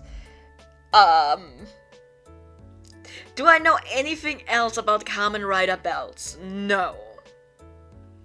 I don't know. How it would function as a toy? Oh, okay. Oops. I'm leaning back in my chair. Okay, that makes sense. Hey Momo, this is even better for your 3D print idea. But yeah. Understandable. 4, I assume the bottom part is where you click to get it out, right? Yes. Okay, so down there we retrieve it. 2.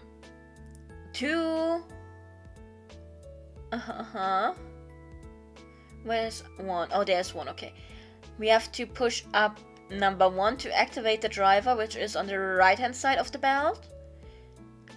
And push 2 down, which is on the left side hand, to push down to transform. Okay. So basically you put in the slate, then you go for the right side button and push it up. I think it's probably not a button exactly. Then you go for the left side button to transform. To activate your finisher, you have to push down on number 3, which is very middle of the belt, upper part. Is it a button? I think it is, because it says press down. I press down on buttons usually, so you know. Then we have to push number 1 up and push number 2 down. Okay. So basically you have to do... Okay, I get it, okay. And then push number 4 to get the slate out, and probably either to de-transform or to take one out to put the other in. Can you just keep transforming? Can you just keep switching between the slates, or is there like a cooldown? Me who doesn't know anything about Kamen Rider. I have questions, but it's okay. Got it? Okay, let's go. Lovely. Fantastic. Look, great design. Even someone who doesn't know what's going on in the OG universe understands what's going on, and I think that speaks volumes already. Let's go. Okay, then we have more picture. We have one more, which is number 4, which is oh, this is Ryahan Shinji using another Kamen Rider's powers and how it will function. Okay. God, I think I need to know more about about the franchise to use that. Okay, so this time we're working with cards, not with mirrors. So,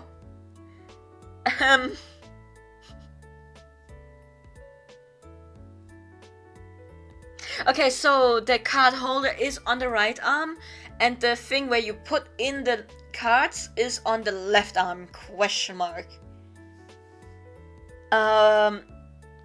Oh, okay, so this is to use weapons, because you use the card, you put it into that left arm thingy, and then you get a weapon that is on the card. There we go.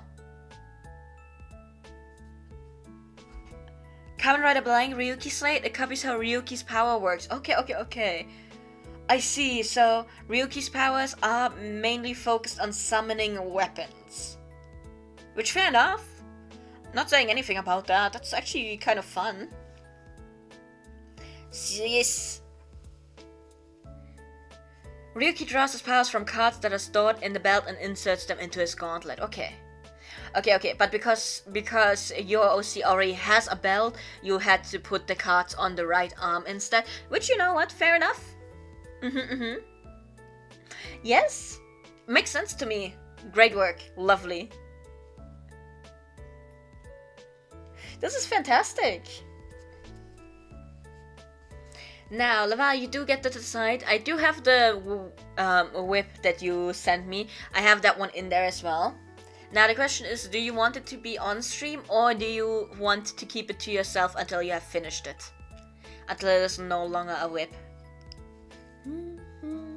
I'm gonna leave that decision up to you. But yes. Me looking at this. I understand what's going on, yes. We can show it. Okay, everyone, we are getting a sneak glimpse at work in progress of Lava, which is It is our work in progress of the base form. Okay, yes, let's go. Also, I need to sneeze again. Look at the picture while I go sneeze.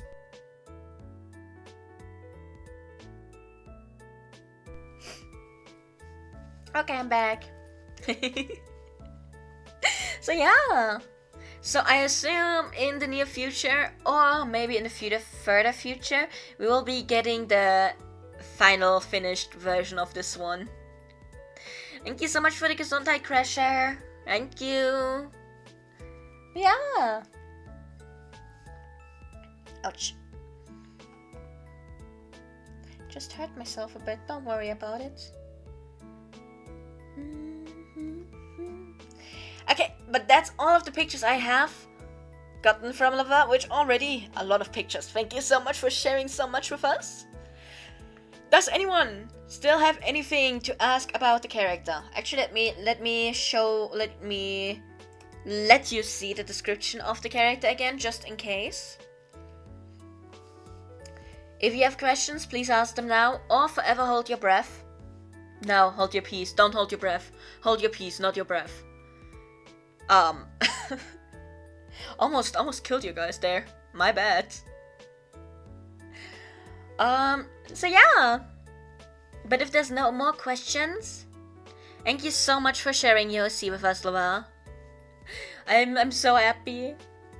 It's such a fun OC. Like, even with me not understanding exact Kamen Rider references like the characters, I still understood enough of what's going on that I could enjoy it. And you know what? Maybe that is all there needs to be sometimes. Maybe that is it. But yes, thank you so much for sharing. If you have anything more to say about your OC, now is the time. If not, everyone, please give some applause to Lava and Realhan Shinji. While you give applause, I'm going to drink another sippy sip.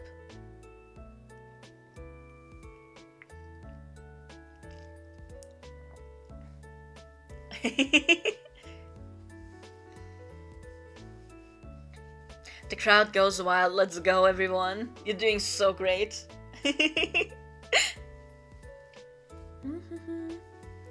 You happy to have finished it? You're glad you did this because you've had this idea for a long time, but never put it down on paper before? Now you have a concrete image of him. Yes! Yes! Isn't it so fantastic? Me totally not using my own OC streams to write stuff about my characters down sometimes. Or to keep working on their character sheets. So yeah! Lava, if there's ever another OC that you have in mind that you never put down on paper, there's always a next month. There's always a month after that one. Not me trying to just recruit everyone into becoming very, very reoccurring characters on my streams. But yeah, thank you so much. I'm also glad that it made you happy. And that it got you to put the character stuff down. Very, very, very nice. Okay. Now I will leave you on this page for a second longer, everyone. I do have to open another Google document. There it is. So yeah. Still an Iron Mouse emote? It is! It's so cute! Oh, she has such a cute emote there. Okay, sorry, I got distracted. It is adorable, isn't it?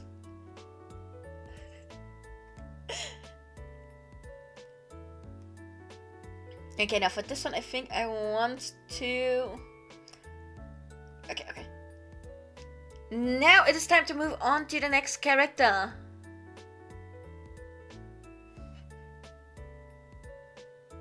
God, the emotes are so cute. I'm sorry. I'm getting distracted. Okay, but let's move on to the next OC, everyone. And the next OC is Tiny the Giant. OC given to us by our very own Crasher. Once again, with art by Krisher as well. Yeah! Everyone, say hello to Tiny! To Tiny the Giant! I love the name actually, I'm gonna be so honest. It's so fun to say. It's like, I don't know, there's like, okay, I don't think I ever told you guys this story, but back when I was a wee little baby, no, I was older than that, I was like 11, 12, whatever, we were still living in like a very specific neighborhood. I'm saying it like this not because it was a bad neighborhood or anything. I'm saying it like this so I don't accidentally, spoil where I lived. But anyways, we had a friend whose mom had like multiple dogs, and by multiple I mean 2. I don't know why I didn't say that to begin with. And their names were Rambo, you know, like Rambo, the one with the gun in the movies, and Jerry. And the dogs were like a big one that's like still, at me being like 156 whatever centimeters, that dog would still be at my hip standing, a bit taller sitting, so like bigger dog, right? And then they had a small one that was a bit bigger than a Chihuahua. Guess who was called what? I'm not gonna let you guess, because seeing that we have Tiny the Giant over here, it might already tell you. Rambo was the small doggo.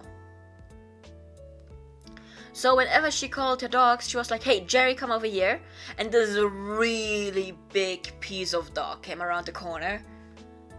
And then it would be like, Rambo, come here. And he would be like, oh my god, if Jerry is like that, then where's Rambo gonna be? And it was just this tiny thing. It was funny. Don't get me wrong, it was funny. But yeah, that's what it reminds me of. Okay. Enough anecdotes of my own life. That is not what you are here for. At least not today. Let's go. Me scrolling. Basically, you and your son, yes. Okay. Now, we are going to be talking about Tiny the Giant. And I'm gonna start off by listing off the weapon set. This character is made for D&D gameplay or TTRPG gameplay. I would say, me looking at all of the abilities and stuff like that, I don't think this character would be something that can start in a level 1 campaign in this very specific rendition. But it's not impossible, mind you. It's not impossible. But this might be like a higher level version of the character. But don't worry about it, Crusher. It does not mean that you did anything wrong. This is your character and you can do with your character what you want to do with your character, right? Right. Okay. Now, we have a whole weapon set for this character. We have a 2-handed great sword, dual wielding axe, a dragon winged scimitar. Scimitar? Yeah, that's how you pronounce it probably. A one-handed spiked knuckle claws, but they are only available on his war outfit. It will make sense later with the war outfit. And he has a shield implanted on his prosthetic arm for defending and charging into enemies. That's the weapons we have. Now, basic-ish information. The name is Tiny the Giant, in Common and Lesser Orc tongue, otherwise known as Warg of War to the rest of the orc species. If I'm mispronouncing anything, I blame it on not speaking the orc tongue, neither the common nor the lesser version, okay? Okay.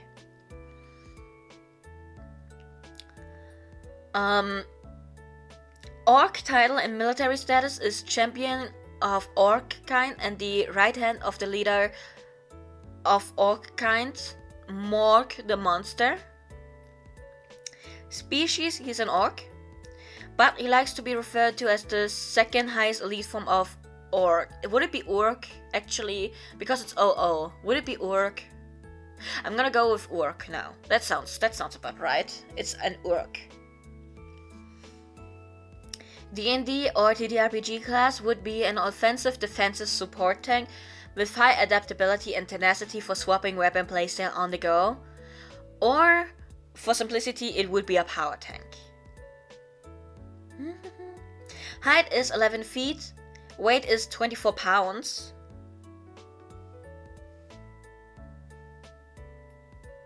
Me trying to figure out in European what that means. I'm just gonna assume he is adequately sized and weighted for his size. Don't worry about it. That totally checks out. That the math is mathing. Don't worry about it. Physical traits. Muscular, contrary to what his posture and size suggests.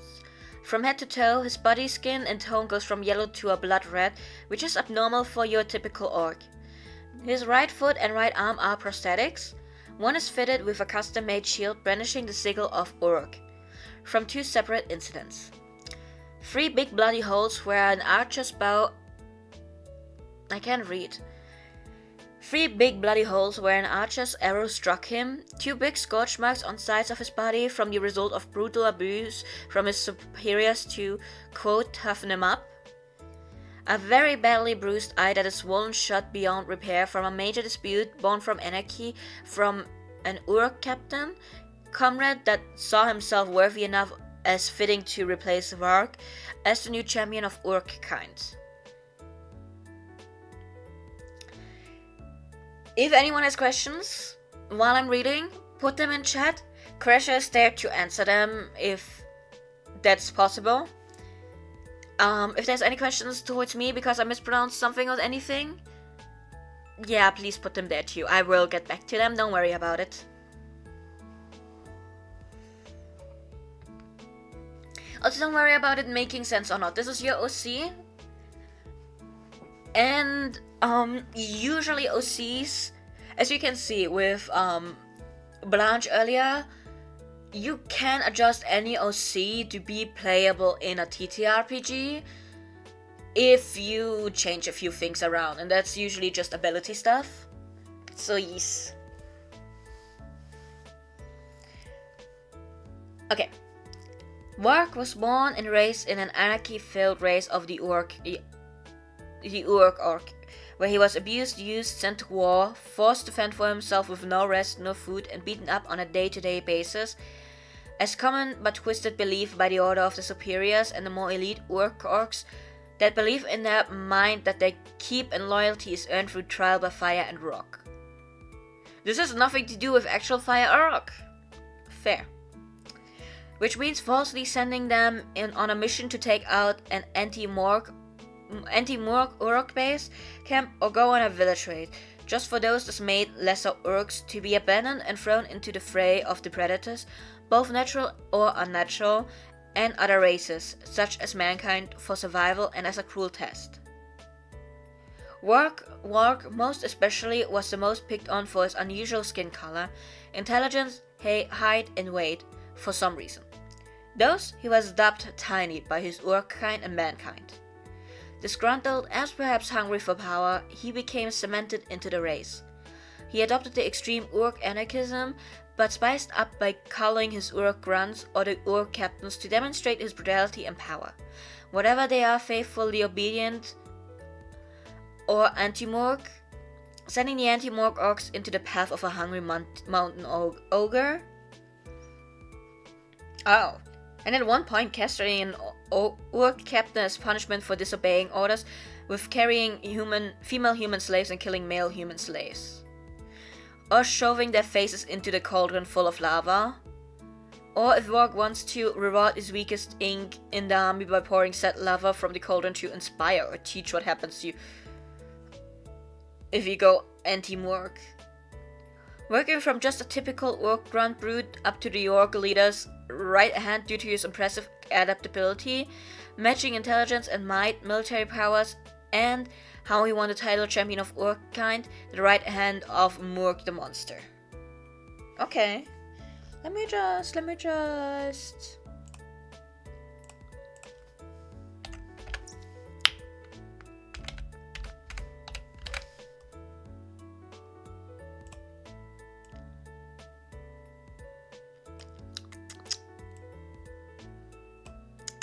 Okay.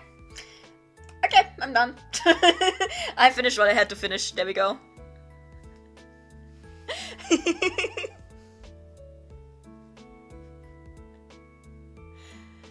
Hi Gator, how's it going? We're currently talking about Crash's OC, but let me see what has been said in chat about it. That's why you stated for Ash that he's endgame or NPC, and same for CL as well. Yes. If you were to reuse them as playable, it would direct them back to base stats. Yes. It's true, some DMs run endgame content and then they will ask you to make high level characters. That is true. Sometimes it's just, you know, time to go in with your high level characters and fuck shit up. It's okay. It's okay. Don't worry about it. Yes, I've been seeing you in Hexa's stream quite a lot recently. Don't worry about it.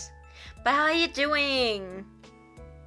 Don't worry, we're gonna continue reading in a second. But yes. Also, Gator, if you are a fellow OC enjoyer, and by that I mean if you make your own characters, feel free to join our OC streams, which we have monthly, every last Saturday of the month.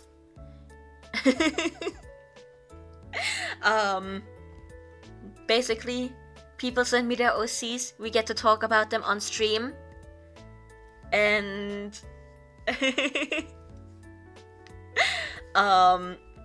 you know, then we have fun. There's also free fan art in there, but it's okay.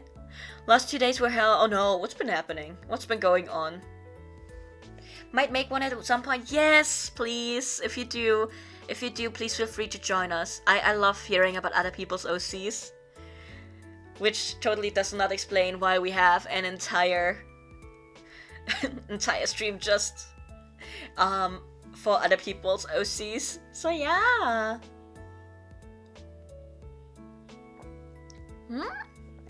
Oh, you've played in a Netflix show as an extra? It was such a mess. I mean, on one hand, congrats for getting in there. On the other hand, uncongrats for it being such a mess and being hell. I hope you have some time to relax now that it's over. Is it over? But yes. I'm congratulating you and uncongratulating you. It's like that one thing in Alice in Wonderland. It's your non-birthday. Yeah. Feel free to tell us more if you would like to, or to just relax, whichever you would prefer. I'm gonna be reading continue reading for Crash's OC, and then I will be catching up on chat again afterwards. If you have questions for Crash's OC specifically, don't forget, you can always put it in chat because Crasher can answer them. So yes. Now, how he got the prosthetics. Lek, Wark, back when he had the ranking of Orc Captain, and his legion of Orc army was ambushed by a mob of anti-Murk orcs that was led by an anti-Murk elite orc that butted heads with other orcs of a higher rank. A large portion of Wark's grunts and royal guards were viciously slaughtered, and the wagon carrying military supplies, sword, axes, arrows, bows, powder, animal parts, bones, wooden poles, maces, traps, etc. was destroyed, leaving a small amount of surviving non-anti-Murk orcs and Wark in the mercy of other anti-Murk orcs. The elite looked at the state of the raid and laughed with a "What a joke of an orc you are, tiny giant. Look at your army, nothing more than a manlet pretending to be a man, and a couple of forgettable frontline mercenaries." A dismayed orc looked at the elite and replied, "For an elite orc, you know better than a lesser orc. If this is your idea of bringing down orc, your little raid is stupid. Why kill off an orc a rank less than your own?" "Shut up, Tiny," yelled the elite as he kicked him into the ground and descended the huge axe on his leg in one fell swing, as though it was like a sword cutting through timber, sending a shockwave of fear through the grunts as Warg screamed the biggest scream he ever felt as a stream of blood came gushing out where his foreleg used to be from the knee up. Everyone from the anti-Morg mob laughed and jeered, one grunt commenting, "Like water from a breaking dam," and the other brute shouting, "Death to Morg." Also seeing this, I realize this counts as reading fanfiction, don't worry about it. Totally, don't worry about it. Okay. After the screaming died down, the elite looked at Tiny, then at the surviving army before issuing the command of executing the last of the grunts, but leave Warg alive to both let him witness the total devastation of his army and to, quote, "let him bleed."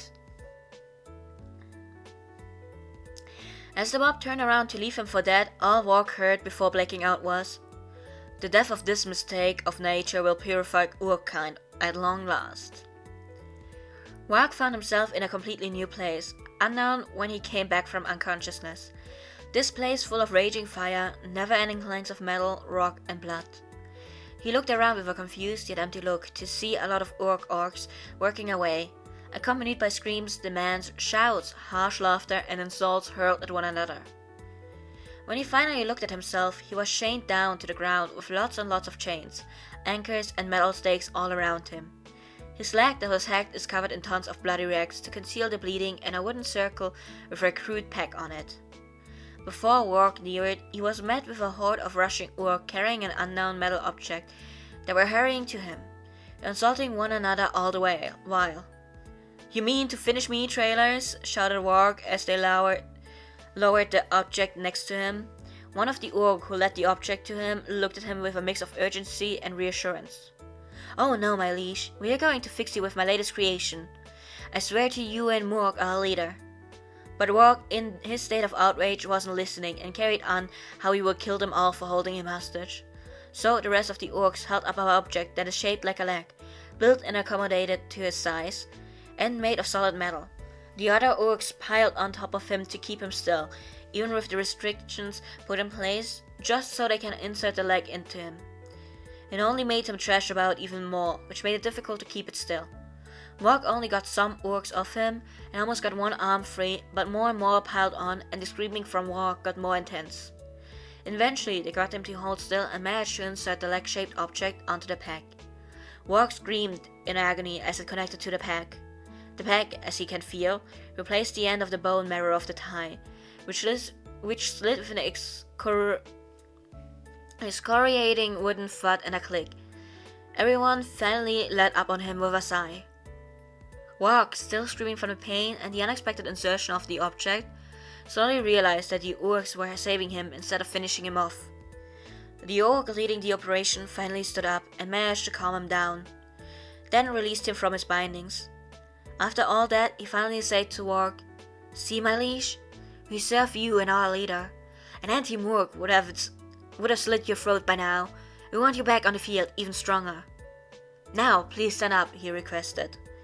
Warg begrudgingly stood up, and to his surprise, he was able to stand perfectly, and his newfound leg started to glow a bright red with arcane writings that swirled upward to the upper left of the leg. Warg stared in confusion and in interest at the metal leg before asking, "What is this?" The orc grunt stepped forward and said, "A gift from the Dark Overlord," right before getting smacked in the head with a stolen blacksmith hammer, and the other orc yelling, "Shut up, Gorphead!" As the other orcs argued, the leading orc pointed to the faraway wall, which housed the great sword lying against other weapons and mechanical tools that were laid out in a careless, unorganized mess everywhere. "A token of our undying loyalty for you, and in the name of the Morg, my liege. Death to mankind. Death to the anti-Warg activists." He looked at the greatsword for a long while and then turned around and said to them, "Death to the traitors." The whole camp erupted in cheers and whistling. Okay, let's check up on chat. But this is how Howard got his first prosthetic, everyone. Let's go.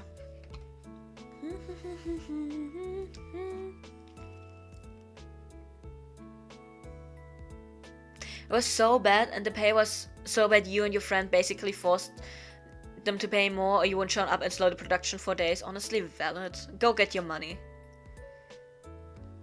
The first day you weren't told how long it would take? Oh no.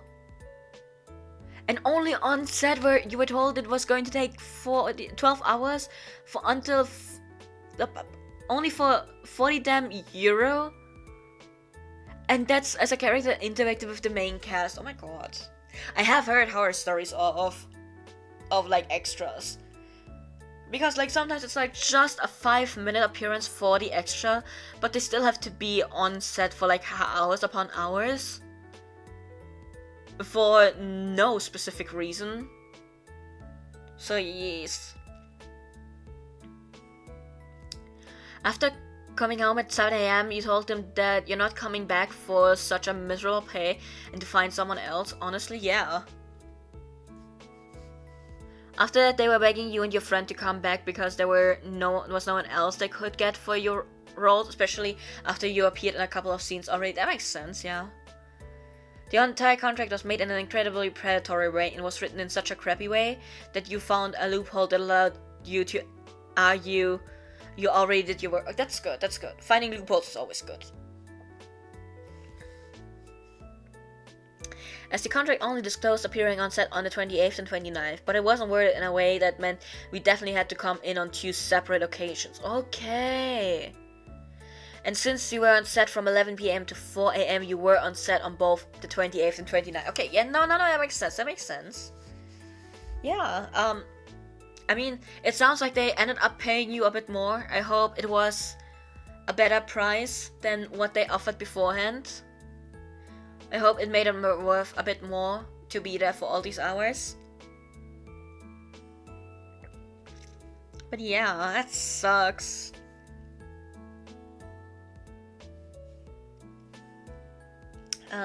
Also give me a second. I have to look something up for a moment. Because my sister and a friend of hers, they were trying to teach me how to play Magic the Gathering on Thursday.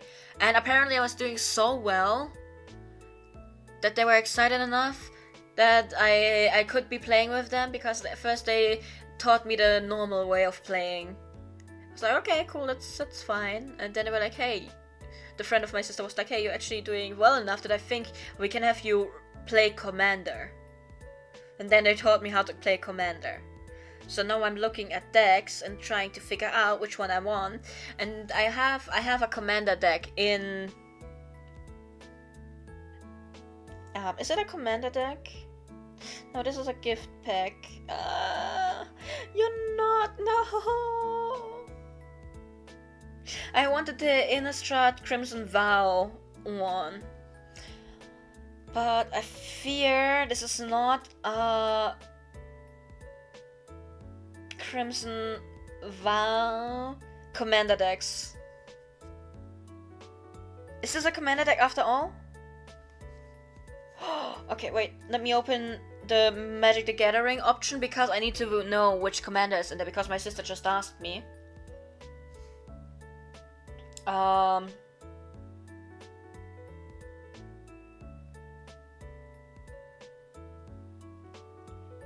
I'd probably be going with Spirit Squadron. Spirit Squadron, and then get the other thingy. Let me see. Oh, but then I would want more spirits then.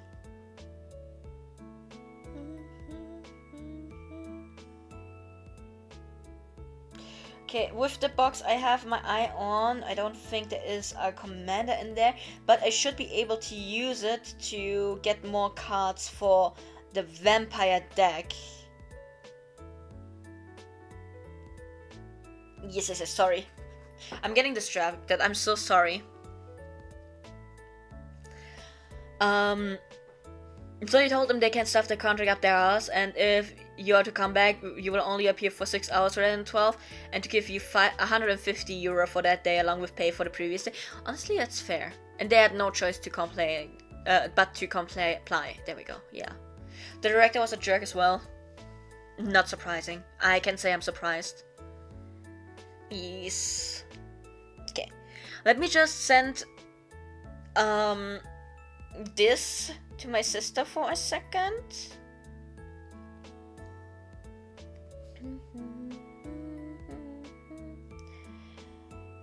These are the commander decks.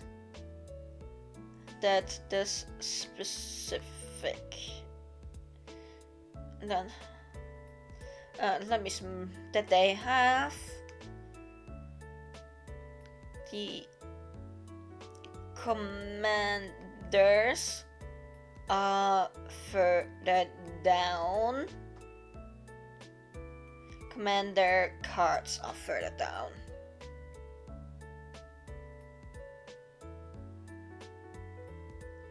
But I'm also thinking, because there is a Final Fantasy one,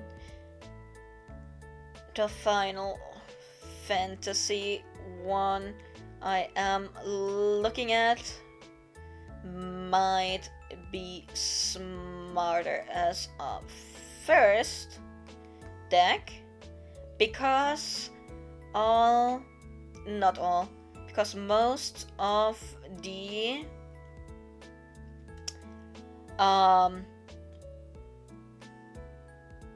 solo cards I have, or small bundle cards, let's call them like this, have the same elemental thingy as the Final Fantasy deck. There we go. I totally know what's going on in Magic the Gathering, don't worry about it. Now see, because I have my eye on multiple small bundles of Magic the Gathering cards as well. Oh my god, I have someone me calling you like you are my knights. Now I'm gonna do it myself. Me sitting here like, where Fandom Friday suggestions, Magic the Gathering. And by that I mean I'm just going to show you cards that I like, don't worry about it.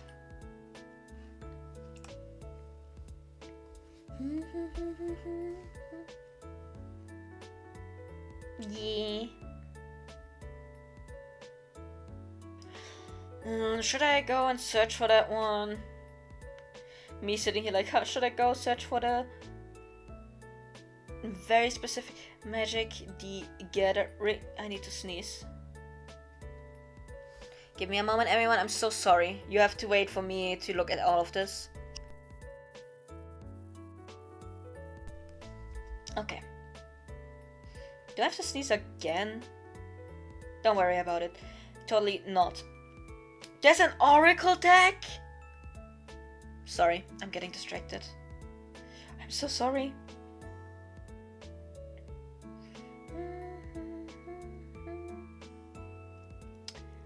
Should have put Final Fantasy in there with it. There we go. Do we have an English version? Because I wanted the cards in English so I can play internationally, hahaha. Because I am not about to translate the entire thing to anyone from German. Because I'm already struggling understanding the cards as is. Me looking at, because I had to borrow the deck of a friend, like of my sister's friends, right? Because I don't have my own. I was just sitting there like, okay, can you explain this card to me? What does this mean? It's like, oh, okay, this means this and this and this. I'm like, okay, fun. You're not Final Fantasy.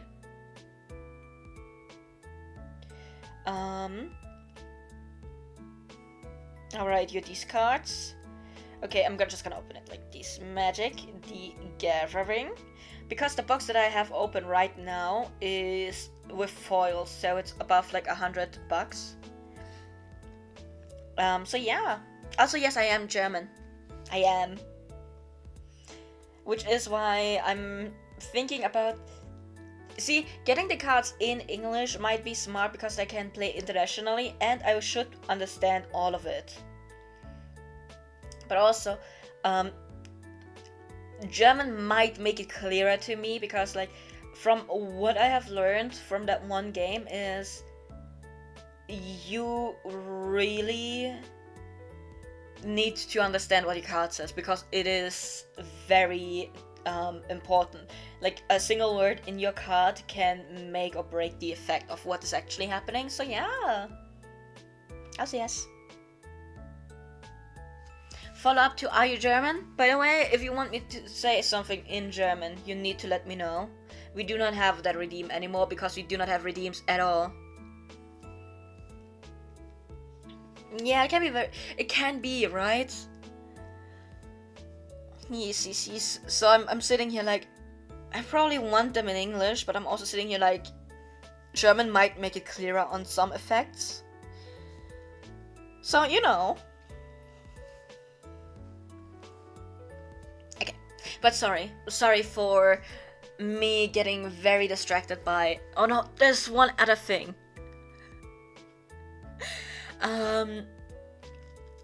I was looking at like commander decks specifically because I'm probably not gonna start out with making my own deck from scratch. Like, what I'm planning to do is getting the Final Fantasy deck, and I have a few cards that I have my eye on that are not in the deck but that have like the same elemental, and like there's like a little pack of 5 cards, which is like 5 different cards, and like 4 of them have the elements I need basically for most of the ones that I have my eye on. So I'm like planning on interchanging them with some cards of the OG deck so I can have like the ones I want in there. But when I was looking, because I was like, oh, I want pretty cards. I was like, yeah, I want pretty cards. And I found one that was very, I think it was called a Valentine's Commander deck. It was so pretty. Like, it was very pink and like very pretty art. And I was already looking at it. I was like, this is pretty close to the AI art style. But you know what? I'm gonna read through this entire thing because like the cards look to be all like, the art is consistent enough that I'm like, okay, maybe, I mean, the AI would need to learn the art style from somewhere. So maybe it's just someone with the art style, you know. Right? I was like, okay, let me read through the entire thing. And I read through this and I'm like, okay, and then I get to how he created the cards. And he is like, oh, and my card creation was this and this and this. And then I used AI to generate multiple possible cards for the card designs. I'm like, okay, you lost me.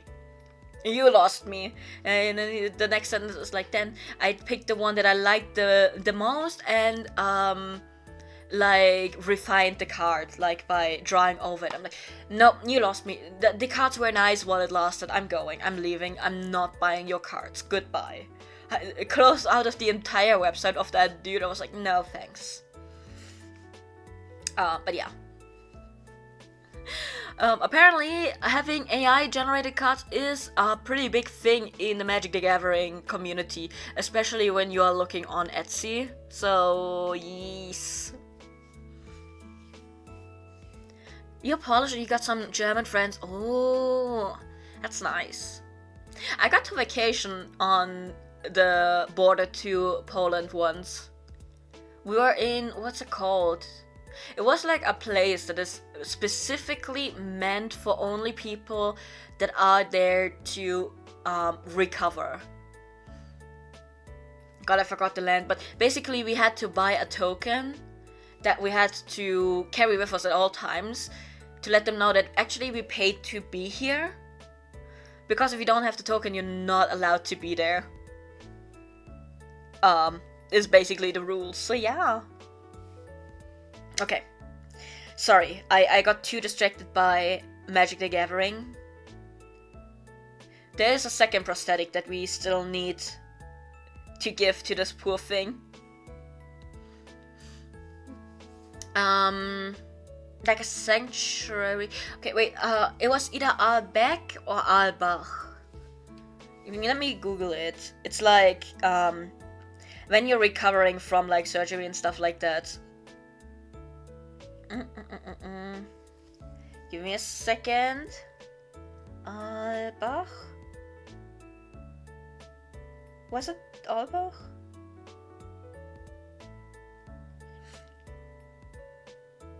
I think I'm doing it. I don't think that was the name. Yeah, I don't think so. Albeck? I think it started with an A. Albeck?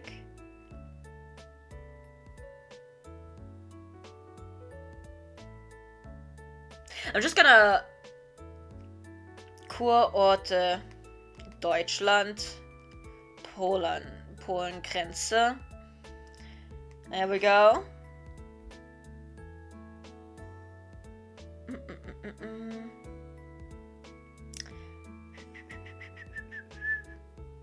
Don't worry, I totally know. Turns out it's neither. Alpach? I don't think it was it? I don't, let me see. I'm just looking at all the ones. I'm looking at a list right now. Albeck. Was it Albeck? Okay, wait, let me see if it was Albeck.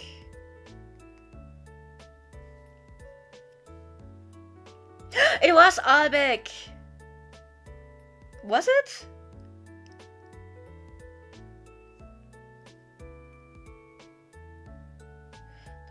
Da. Is it?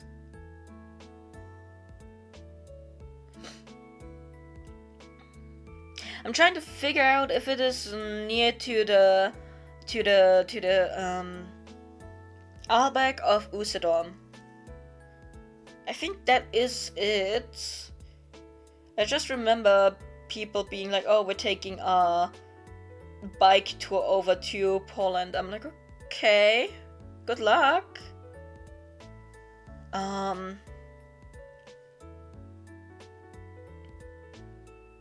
It's not telling me what.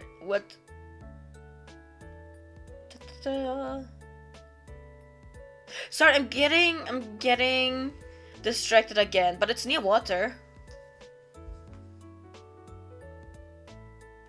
They have a Grenzmarkt, which is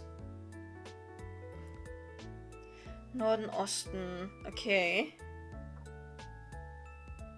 Oh yeah, it is on the border to Poland. Okay, so it was Albeck. Wait, let me put that in chat. Albeck, that's how we spell it in German. I'm not sure what the English version of that would be. Or the official Polish name, I guess. So yes, okay. Sorry, now that I have gotten distracted again, let's move on. It's time for someone to lose their arm. Let's go. Now, Warg was attacked by a huge chimera, almost bigger than him, on the mountain road trail back to the Orc hideout. Separate from the ambush of an anti-Morg mob, and it did heavy damage to the right shoulder, crushing it and almost biting it clean off. This didn't faze Warg, and he charged head on, and in response, the chimera charged back, and they both met with a big clang. He grabbed on the neck of the snake, hissing at him, and pulled it off, but in return, the chimera violently swiped at him, then turned around and kicked him square in the stomach with its gold feet before finally holding Warg down, biting the damaged shoulder again and pulling it off completely, then throwing the whole arm away like it was trash. Warg, like before, screamed hard and the chimera roared back as it is about to finish him off. But before it could, Warg headbutted it, staggering the chimera backwards, charged at it, chopped off the head of the goat with the axe in his other hand, knocked it sideways, and finally brutally cleaved its head, then the neck several times before the chimera finally dies. One arm gone, severely damaged, but an undefeated warg roared in triumph that echoed all throughout the mountainside, surveying the dead fiend that almost slayed him. Warg decided to claim it as his trophy and carry it back to the orc hideout. A few days later, Morg rewarded him with his new prosthetic arm, with the shield implanted with the sigil of the orc, and the title of the right hand of Morg the Monster. Let's go, that's how he... That is, how he lost his arm. Also, I think that is the last of the fanfiction like you're reading, so yes. Abek is just a name, so we don't think it has a translation. Okay. Also, take care, Gata. Thank you so much for dropping by. But jeez, honestly, I've been there once. It was very nice to be there. I was miserable the entire time. Because you don't really go there if you're feeling well, right? But don't worry about it. Yes. Now we do get to look at some statistics for the D&D and TTRPG one for Tiny the Giant.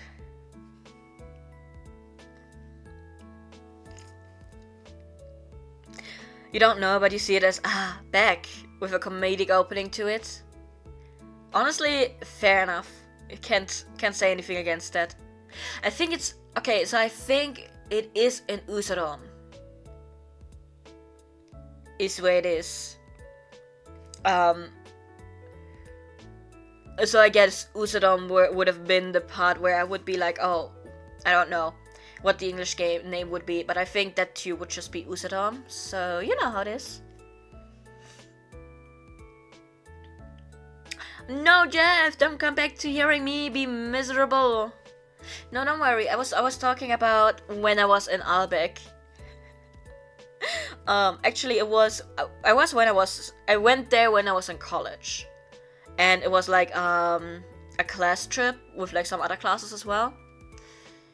So we were staying there for like a week, and because it is like a place where you're only supposed to be going for like relaxation and getting your health back up, right? Our school, like our college, paid for all of this, like for the permissions to stay there. But my buddy kind of took it too seriously when they said, oh, we're going to a Kurort. Basically, the German word for we're going somewhere where you're supposed to get better health-wise. And my buddy was like, I bet. I was like, great. So I was just like kind of miserable the entire time. Had like one of those machines strapped to me the entire time that gave me like the little electric thingies. I was just carrying it around the entire time. I'm like, okay, that's great. We were at the beach. There was a whole beach and I couldn't go swimming because of this. I was looking forward to it so much. I was like, no, what do you mean I can't go swimming in the ocean? So yeah.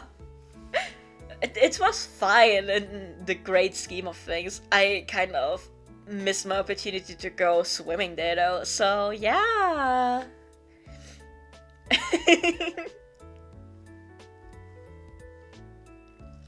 Might add some words and call it as I'll never go back. God, that's a good one. That's a good one. Oh damn. I actually like that one. That's a good one, Jeff. Let me shake your hand. Let me congratulate you on doing a really, really good pun. I love that one, actually. But yeah. Fun, right? I would actually go back if I had the chance. Because it was really, really nice there. A bit expensive, everything, but where we were staying in theory they gave us like food and stuff. So we didn't have to go outside and eat if we didn't want to. But like when we went out, it was like pretty expensive. You know how it is. Yes. Now let's look at some of the statistics of our Tiny the Giant. Crasher was really nice and color-coded the statistics for me. We have a green, which is like an upside, yellow, which is kind of neutral, and red, which is a downside. So for some of them, I'm going to tell you beforehand. Like, so these are the upside ones, these are the neutral ones, and these are the downside ones. And for some, it becomes quite obvious. Like when I say strengths, they're all gonna be upsides. Okay. Me thumbs ups. I'm thumbs upping you guys. Okay. First of all, we have personality traits. The upsides are he's proud, brutal, intelligent, and patient. Neutral is that he is headstrong. Downside is that he is vain, sociopathic to others' pain, and easily tempered. Then we have the strengths. He's a natural-born long-distance sprinter. He has very good combat and weapon adaptability. He is knowledgeable in orc military warfare and strategy. He can make other allies stronger. One time use only per run. So I guess that would be like rallying. Or something like that. And on mass critical success, he can come back from death from sheer orc grit. One time use only per run. Yes. Fun. Then we have weaknesses. He's a slow runner. Vulnerable to magic attacks from behind, regardless when blocking or not. He's a slow attacker when wielding the greatsword. On mass critical failure, he can potentially lose control of the character. Crasher can potentially lose control of the character when tempered and cannot fit in enclosed areas due to his hulking size. Rallying basically, okay. Too stubborn to die trait, yes. Isn't that the most fantastic trait to have? Now we have some character stats. Upsides, we have very good balance of offense and defense or dexterity. Good wisdom for a power tank. Brilliant constitution and endurance. He is immune to panic. And very smart, enough to stand out from your average orc race. Neutrals are charisma is good or brilliant, but is dependent on the type of race, orc loyalty, and how tempered his character is. He has moderate magical defense at the front, but poor magical defense when attacked from behind, even if this character has his shield up or not. Now stuff that is sometimes a buff and sometimes a debuff. He easily angers with certain races, mankind, anti-morg orc, light wizards, elfkind, and dwarves, which decreases charisma but increases the success rate of intimidation.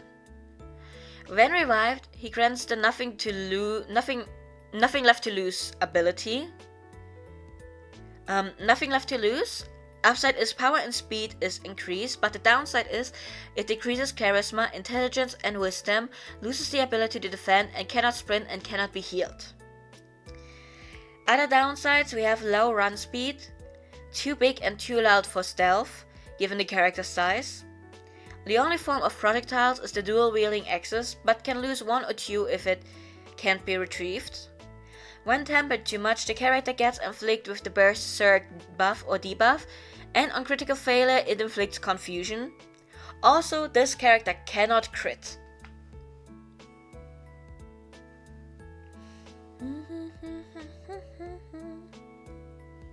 Not gonna lie, when you see Walk of War in the About, you automatically think of Warhammer 50k orcs. Valid. I've seen a lot of Warhammer 40. I can't read, it's 40k around recently. Has something new come out? Okay, and then we have some more miscellaneous and useless info, dubbed as such by Crasher, not me. His default outfit skull is not a chimera, it's instead a huge lion that was given to him from Morg when he rose to the elite orc. The chimera skeleton is actually on his war outfit, which is fitted on the armor. His one-handed spike fist is only available on his war outfit. The blackness on the war outfit's chimera skeleton skull And the black spot on the left eye of the lion skull for the default outfit is tar and orc blood, designed for war. The teeth on the lion skull is painted with human blood. The name of the anti-Moorg elite that chopped all warg's leg is Nook the Limb Cutter. Fitting name! Fitting name! The elite ranking in the Urk military does not count as Moorg's handguards, despite it being the official highest ranking. The title of the left hand or right hand of a Moorg, the monster, is the actual second highest ranking. The hardest to get and is kept as a secret from the rest of the Orc species to avoid anarchy overflowing and drip from the top down, creating even more of a power struggle that will potentially endanger the species with reckless abandonment. Almost all of the clothing of the default outfit is made of slaughtered animal hide and skeleton pieces. The scimitar blade is hardened dragon wing. The nickname Tiny, that was thrown as a derogatory thing by his fellow orcs, was picked up by mankind, and they adopted the nickname as a way to mock, joke, and fear among other humans. A nickname that Warg eventually accepted and adopted as his title name going forward, as he climbed the ranks. Anti-Moorg in Orc kind is an Orc who turned traitor for a host of reasons. Usually it's a conquest for power or a total rejection of a Moorg's way of how Orc kind should be led. This cruel test can also be initiated by other Orcs higher up in the ranks to ambush obedient Orcs into thinking that they are attacked by anti-Moorg Orcs when it is not. This trick is part of the trial by fire and rock to determine the weak from the strong, and if they survive the, quote, attack, the survivors become candidates to move up the ranks, and they are always fed a lie that the anti-Moorg spies are going to be dealt with. This doesn't happen very often, as a normal Orc is too impetuous and short-sighted to even attempt spying intelligently. Then again, as any other Orc always is, but it is a very convenient catch-all excuse that Orc survivors buy at face value. And that is the last bit of information that we have gotten from Kresha about Tiny the Giant. Thank you so much for sharing him with us. We're about to look at some art that Kresha gave us. But before that, do we have any questions? And let me look at chat first.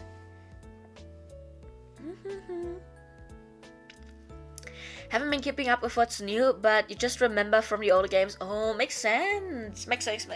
Yes. Thank you for sending so much, Crasher. We got a lot of information about your work. Let's go. Okay, everyone. Please.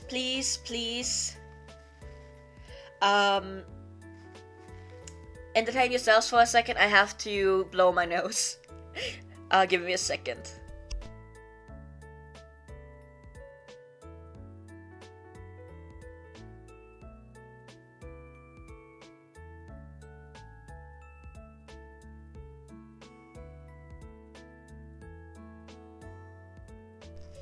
Okay, I'm back. Hello. Momoyori left all your comments on the OC Discord chat. Yes, I saw. Even before I could open the document for Crash's OC, I already saw that your comments. I was like, oh, that's fun. But yes, I don't want to do that. I want to do this. Okay. I'm just preparing to open the next document because we're going to look at the art that Kresha sent us. There we go. That's the first thing. Pretty sure yes, I saw them in the correct order. Kresha, if you have anything to say about anything,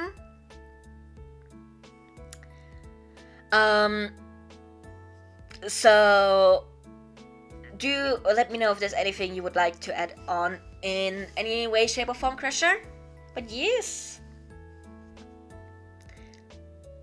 the gory stuff was a lot to sit through despite the warning labels you've put in. It's okay.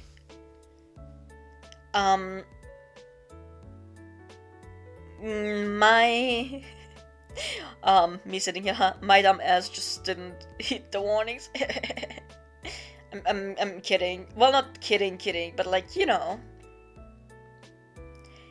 But yeah. That totally, you wouldn't notice that by the fact that I had to put another tag in later on when I realized that, oh yeah, actually I forgot to put that there. But yes, everyone, do we have questions? That's not what I wanted to say. Me realizing in the middle of everything that is not what is going on.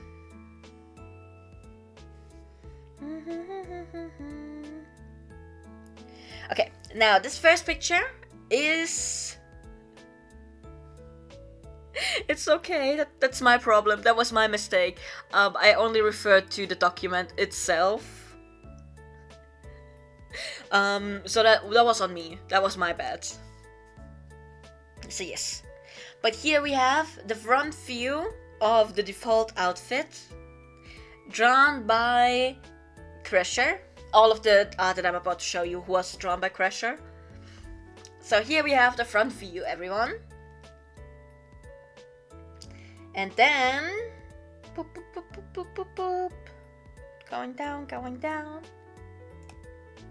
Then we have the back view. Me just making sure that I have them all in the right order. There we go. From someone who never played to a D&D TTRPG player, what's your full thoughts on the D&D statistics? They're not bad. I think your character would fall into the Berserker class a lot. Or like could very easily be fitted for the Berserker class. Let's say it like that.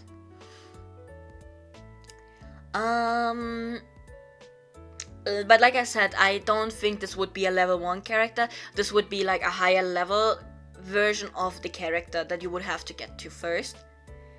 Also, hi Dark, how you doing? How's it going? So glad to see you here. Berserker class, yes, I think so. Because with the rage and everything, I think it could work very nicely.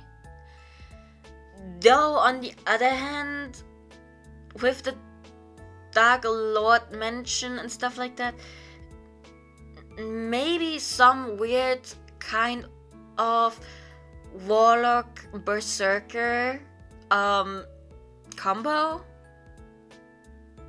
But I guess I would need to go more into the Dark Lord stuff in general, because the question is it something that could allow the character to have abilities? Or is it just, you know, a lord in general? Yes! Oh my god, congrats on getting over the first week of uni! It's great. And a 3-day weekend is a perfect end to a first week. Let's go! Also, I'm doing great. Honestly, I'm surprised because, as I've been telling you guys, I have been drinking cocoa on the side this entire time, and I am not dying from cramps yet. So actually, I think I'm no longer lactose intolerant, and I think everyone has always been lying to me, especially my body.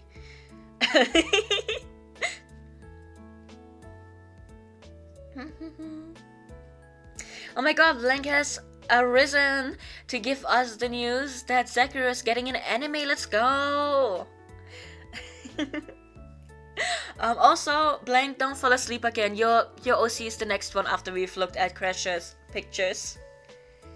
Speaking of, next outfit. Okay, this is the front view of the war outfit.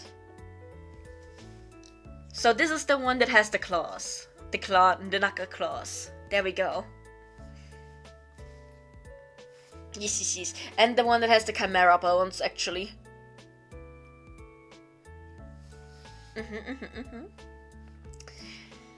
Then... Okay. Then the next picture is... the back view of that outfit. Yes, it is. Let's go. Let's look at it. And after that, we only have one more, which is the head and weapon references. Everyone, get ready to see the head and weapon references. Hello. There we go. You get finally get to see the face of the Tiny the Giant. He kind of giant for a Tiny. He kind of is, isn't he? But yes, that is everything that Crusher sent us for his OC. Now, everyone, if you have questions about the OC, ask them now before we move on. If you don't have questions, then please give a round of applause to Crusher and his OC. Crusher, thank you so much for sharing your OC with us. It was very, very fun. And once I've seen whether or not there are questions still remaining for this OC, we will be going on to the next OC. And that is going to be the last one of today. So please keep your excitement ready. Yes, raise your hands for the class. Don't worry about it. Okay. But I think this is looking like I can move on to the next one, yes? Okay, goodbye Tiny, thank you for your services. Time for our last one of the day, which is Bell Asaka, to be precise. This one is Blank's OC, thank you so much for sending this one to us. This is an OC for the Blue Lock fandom. I don't know if it's like anime or manga specific or if it just goes along with both, because I don't know how accurate the anime is to the source material. So yes, once again, same disclaimer as we had for Kamen Rider earlier. I personally have not read or seen Blue Lock. I don't know much about the fandom itself, but you know, we have Blank here. Blank can explain anything I don't understand. I'm just going to read to you everything we have, okay? Okay. As always, while I'm reading, feel free to ask questions towards Blank or about the OC. And yeah. Now, we're going to some, what are they called? Bullet points first, okay? Now, Belle has some aliases. One of them is Two-Face. One of them is Crazy. From my understanding, Sa, Rin, and Karazu use that one. And then we have Reaper. Birthday is 2nd of October. We have a height of 180.34 centimeters. I would say that's very specific, but also me looking at Blue Lock, and the only thing I know about Blue Lock being that they are very, very, very serious about football, soccer, whatever you want to call it. So maybe you have to be that specific about their height. Blood type, we have a B negative. Hair color and eye color is black, though the hair color is actually a shade of purple that is just looking almost black. We have the jersey numbers, number 13, while the character is in Blue Lock, and 7, Re-A-E, or Re-L. Do I know what that means? No. Do I trust that Blank would not lie to me? Absolutely. So that is the truth. The positions for this character are forward, which was a former position for him. And we have central attacking midfielder and right mid. These are still accurate as of this time. His weapons are pinpoint accuracy for passing and shooting, meta vision, flow state, dribbling, gaslighting, and off-the-ball movement. I have my thoughts about what all of these mean. I don't think I'm that far off considering the few clips I have seen of Blue Lock. And by few clips, I mean the panels that Bisque has sent me about Kaiser, because they were like, hey, is it actually what he's saying? He do gaslight, oh god, of course it means exactly what it says, okay? Also his rival, according to him, is Sae. It does not sound like Sae thinks the same way. Then we have appearance. Bell has a slim, lean build with above average height. He has dark purple hair, which seems almost black, with a medium-length style and outward curving, middle-parted bangs, which go over his right eye more than the left. At Blue Lock, Bell wore the standard issue bodysuit with the black and blue stripes, and during the second selection wore a dark purple kit with the number 13. Personality. On the outside, Bell seems to have an easygoing and generally friendly and cheery personality. He tends to avoid childish squabbles among other members of Blue Lock and other teams and prefers to have the talking done on the pitch. What famously gets him the name Two-Face or Reaper is the change of demeanor on the pitch, and sometimes even off the pitch, where Bell goes from his normal easygoing and friendly attitude to an almost sadistic and oftentimes manipulative attitude. He loves seeing his opponents panicking or frustrated, especially when they lose their cool when he tries to, for a lack of a better term, rile them up. When Bell came to Blue Lock, his initial ranking was assessed to be 27 out of 300. When starting out, Bell didn't show much potential, but after almost losing to another team and introspecting on himself, he found his weapon and also his sadistic nature, and came to enjoy seeing people lose at his hands. Most other players would say all he does is try to get in your head, and if he can avoid that, he can't do much else. But those who have actually played him and seen him play would say, "That's just your excuse to not admit he'll absolutely crush you." Quote by Isagi. After the second selection and the Neo-Egoist League, Bell got his ranking of third and got an offer from Real, and that's when he decided to leave Blue Lock and follow his own style of play to become a midfielder. But unlike Sae, who also chose to become a midfielder, he became a midfielder because his ego was shattered. That's Blank's own theory, valid. Bell became a midfielder of his own accord and kept his ego and teachings from Blue Lock. Real. Okay, I'm saying it right. Okay. That's great. Lovely. Abilities archetype. He is a playmaker, a player who controls the flow of the team's offensive play and is often involved in passing moves that lead to goals through their vision, technique, ball control, creativity, and passing ability. Bell is described to make ideal passes and plays, and most players would say the attack begins from him and ends with him smiling down upon you. With every play, Bell tries to find the best way to cause his opponent torment, while simultaneously being brutally efficient and finding opportunities for his teammates to score. Ego. Bell's ego takes form in the shape of a hydra, often seen looming over as he cuts through a team defense, with precise passes and his dribbling. Quotes: "I don't have to be in Blue Lock to be the best true player." Oh, my bad, I misread something. "I don't have to be in Blue Lock to be the best a true player will carve out his path anywhere." Bell to Karazu. Remorse? For what?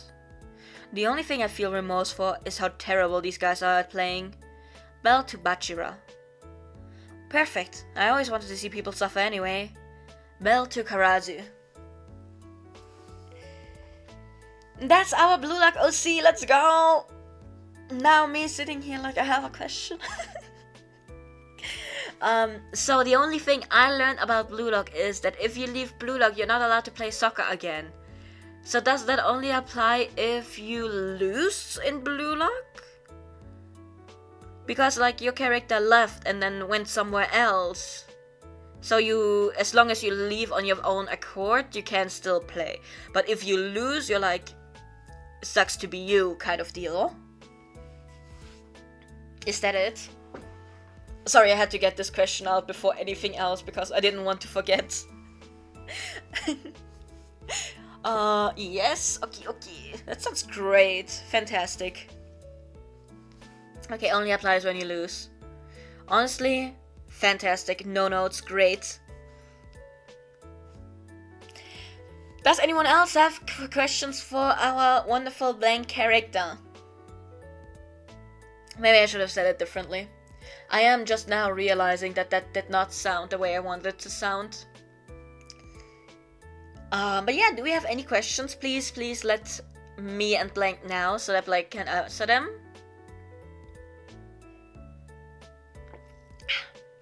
You know, maybe I would have more questions if I was actually into like soccer in general. But, you know, I am going with the vibes. I'm just accepting stuff. Which is fun. You don't have very good ones, to be honest. Crusher, it's okay. There are no bad questions. Ask away. We're not going to judge you. Probably. I'm not going to judge you because, honestly, I just had to question if he's even allowed to leave the team. You know, so... Can't be much worse than my question. Also, I love that you ended the entire thing with quotes of your character. Lovely. Even though I fucked up the first quote like 3 times while reading, don't worry about it. Yeah. Looking over everything you wrote again. Just give me a second.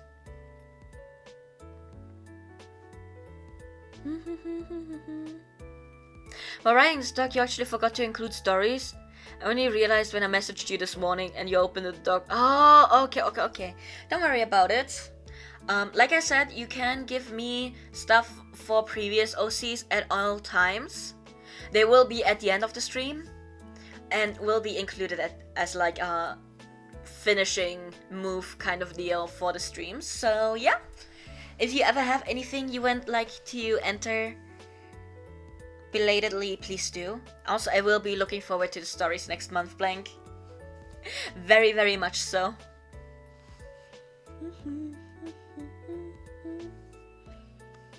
Okay, but if you don't have more questions, I'm going to do it differently this time. Because, you know, how I was saying earlier that I'm going to use the rest of the stream to decide how we're going to be doing the raffle this time, right?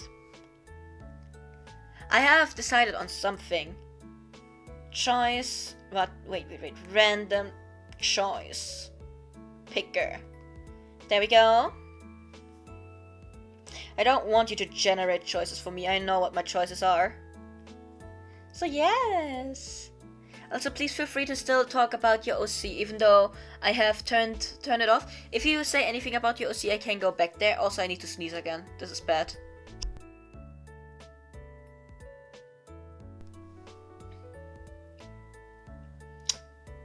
Oh shit! Wow, I used this one for something at some point. Damn. Remove all. Yes. Okay. I'm going with the spin of yes and no. The question is going to be, are we going to do fan art for all of the included characters? If it lands on yes, then it's gonna be a yes. If it's on no, then we have to move on and do another raffle of who gets the fan art, okay? Okay. Now let me spin. Also, I cannot tell you which one I wanted to land on. Because yes, do I want to do fan art for all of you? Yes. Am I also sitting here absolutely terrified of having to do that much more fan art? Yes. Does the wheel picker hate me? Yes. Is the answer of the wheel picker yes? Yes. So, that explains that. You're all winners! Oh my god, jazz hands! Jazz hands, everyone! Congrats to everyone! Congrats to... Congrats to Blank, congrats to Crasher, congrats to Levan. Momo, you too count in there, congrats to you, and congrats to me! We're all winners today! This wheel is rigged, I swear. Now I know which answer I wanted, apparently. Considering the amount of OC fan that I have to do, yes. I'm going to try to finish 1 or 2 by next month, but I still have outstanding character fan art. First of all, for Chi. Second of all, the one that Tori won last month. Because I only managed to finish Momo's and like start on Chi's. And so I will be focusing on finishing these ones first. I will try my best. Now, considering that Cheese is an entire illustration, that might take longer. So I might finish Tori's first, and then work on other stuff next to Cheese illustration, but I cannot promise how many will be done by next month. But yes! Let's look at that! But that means because I've done this 2 months in a row, heads up, next month we're going to do random picker again, and it will only be 1 winner. So let's keep that in mind. If I forget it, I will believe in all of you to remind me, okay?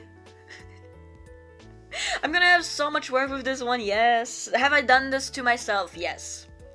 Am I already sitting here like for my own characters? Because I too have to still draw one for my character from the last stream. I'm just gonna combine them together. I don't know, maybe they're gonna be beefing. Who knows? So I think I'm just gonna be having some kind of composition where I can have both Birdie and Blanche in there. So yeah. But for everyone else, I will have to think of something. It might depend on... It will depend on how stupid it will be on what I come up with for your character.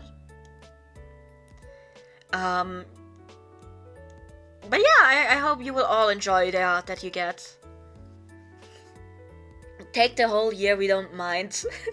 I would rather... Okay, wait, the year's almost over, so me sitting here like, I would rather not take the whole year, but also, it is about to be September, so... You know, that's that. So in theory, I think we could take the entire and rest of the year. I will try not to do that, though. I will try not to do that. Also, yes, everyone, let's say thank you, Wheel of... It's a Wheel of Fortune, don't worry about it. I'm not gonna read out that pun.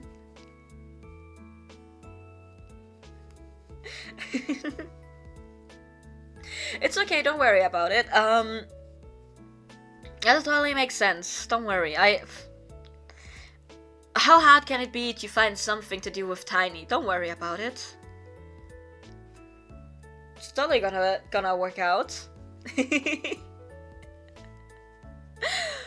But yeah.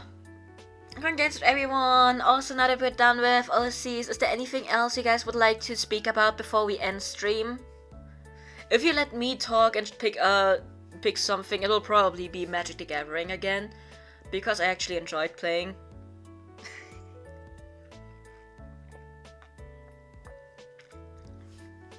Also, one last time before I forget, it's time to stretch and hydrate, everyone.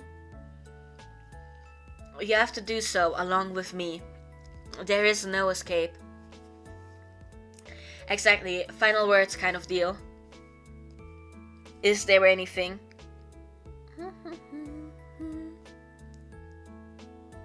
You wanna hear my yap? To be fair, me about to move chat because I cannot see. To be fair, we've only been streaming for 3 hours. This is like a pretty short OC stream, all things considered. Not the Grenade launcher. No. No. Don't launch grenades, everyone. That's not good. Don't worry about a single thing. Oh my god, there is a game that I want to start playing with you guys soon. It's called Sensei, I Like You So Much. And now, just by the title, you might think, what are you going on about? What are you doing, Kay? What are you doing with your life? But, hear me out, it is a fangirl game. It is you getting to be like the fangirl of like making merch, making like writing fan fictions, making stuff like that for characters that you get to create. So, you know, so I want to play that with you. And obviously I would not bring Bailey into that, no. How could I ever? But I am going to start a poll in the Discord. If you would be so kind to look over there.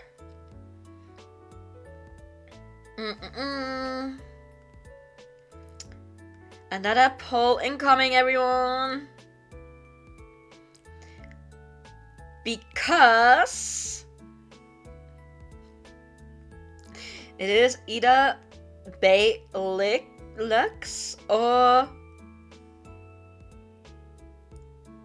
Crulay.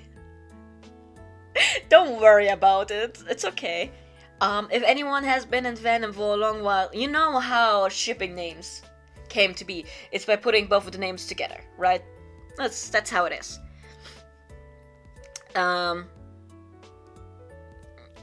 So yeah, that's that. Also, launch the Lyra Rock. The Lyra Rock? Please don't launch Lyra, please. Lyra isn't even here to defend herself. However, we should launch Lyra into making an OC to give me for next month. Who said that? Who said that? Hello? That wasn't me, right?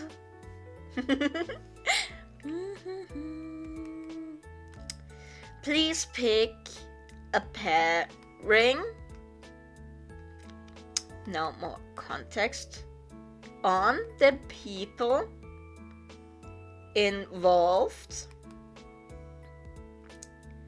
for me to use for my next sensei.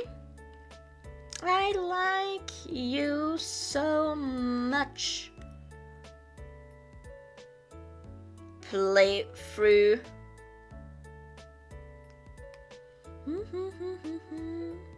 Sounds like Kay. No.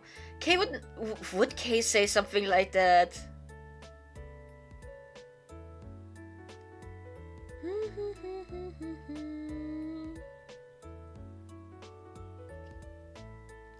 Duration, I can make it a week.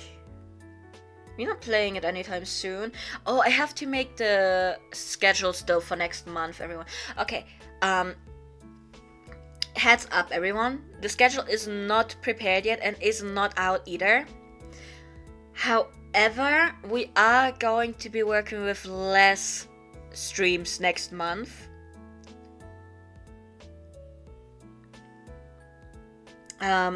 So yeah, it's gonna be less there.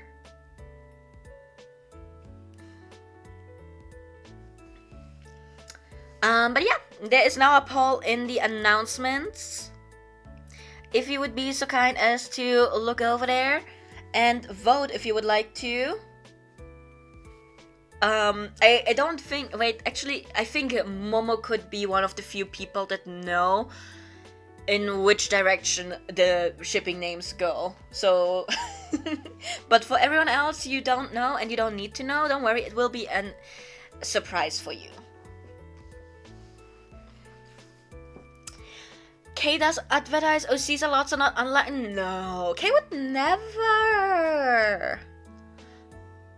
No. No, no, no, no, no, no, no, no, no. Anyways, everyone, let me check the calendar right now.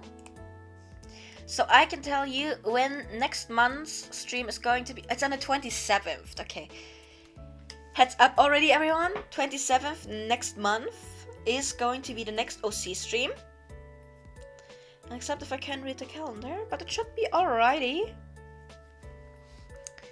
I'm gonna try to have the new schedule out by the 1st, but I kinda misplanned my time in general a bit, so I have been stressing out on my end for some reasons. Don't worry about it. But yeah, I'm gonna try to get the schedule to you guys as soon as possible. Instead of having the 4-pan comic, I might just put some fan art there that I have made already to have it work faster, like work smarter, not harder, you know, that way. So no funny haha comic, just some fan art maybe. We will see. I do hope that you enjoyed yourselves today. I don't have much more to talk about. I don't have another OC to show you guys. We have already decided that everyone is getting OC fan art for today. And you know what? I'm gonna give you another incentive.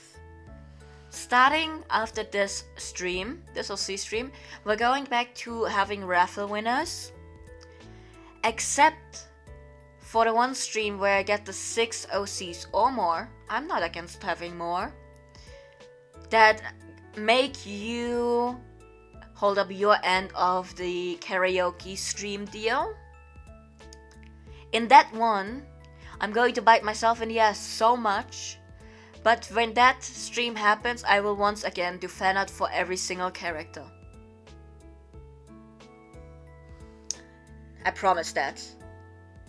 But for that, you will have to hold up your end of the deal and actually give me enough OCs to make that work out. You have done your end of the bargain, that is true, Krisha. Let me sneeze, give me a second.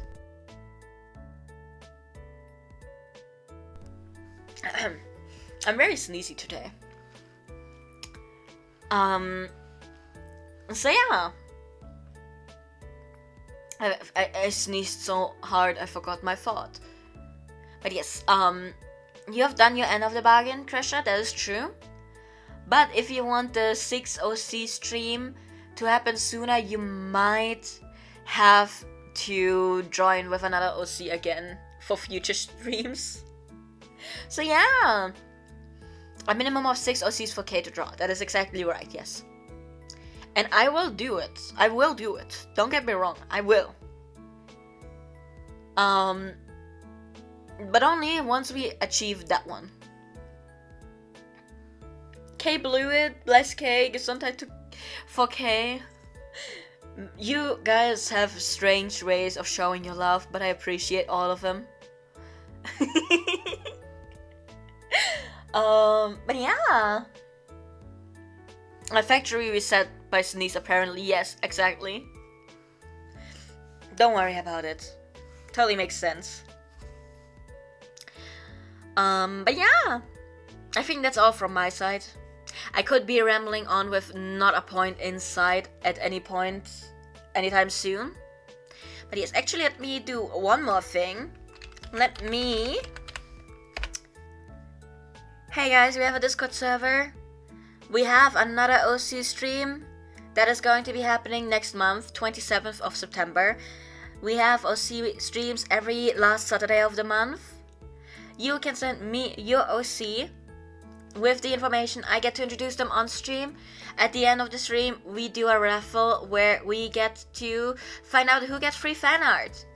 Or I bite myself in the ass and decide that everyone gets fan art, because why wouldn't I, apparently? But also, there is currently a poll going on for one of the games. Actually, I'm so sorry at everyone.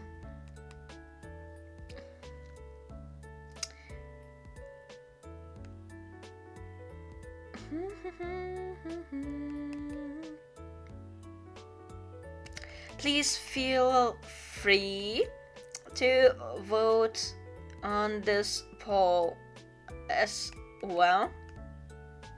Maybe I should start to if you'd like to, there we go. I don't want to pressure anyone in that. Okay. But yes, I sometimes do polls to let you guys decide it. So, you know. What else do we do? There is, in theory, going to be TTRPG in the server happening. Also, one of the reasons why there's going to be less streams in September, I finally want to have the time to actually be able to work on that with you guys. And because it is something that we are not streaming, I'm also not going to work on that with you guys on stream. So I do actually need to have the time to do that aside from streaming days, or like on streaming days, but like when I can grab you guys. So, you know, yeah. That was my plug of the day for the Discord. Everyone, thank you so much for being here with me today. Thank you for voting for my husbando. I want you guys to know, both of them are my wife. Both of the options, you can't do any wrong with the with the voting. It decides on something else kind of deal, in a way. But yes, everyone, thank you so much for joining me today. I hope you enjoyed the entire thing, even though it was a bit of a shorter OC stream. And maybe I just didn't yap enough for my own OC. Maybe that's on me. Who knows? As always, the stream is the VoD is going up on YouTube later. I can't tell you when the next stream is yet. I will be posting the schedule soon-ish. I hope to see you guys again though, even though we don't have a set schedule. But until then, everyone, bye-bye!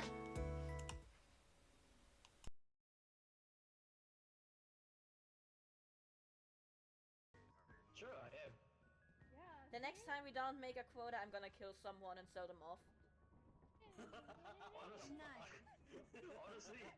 honestly, if that's the last resort, you might as well. Right? For the Yeah. quota, We can make. Okay, I can't kill myself, so we can make $20 extra if I kill all of you and sell your bodies. That's 20. Yeah. Five a Because person. because a dead Yeah. body is $5. If I remember Wait, correctly really? from what I've seen, yeah. Dead end. Yes, sir. Okay. Where the hell are we? Chad, you didn't see this. Chad, swear to me that you didn't see this. We're going the wrong way. Chad, Pinky promised me that you did not see this. Pinky promised me that you didn't see this and that we do not talk about this, okay? No one needs to know how I died. We're gonna make up some kind of story about how I did some kind of great sacrifice, okay? Pinky promised me. We're probably on the other side of the wall. Oh no. Pressure! Crap! Probably.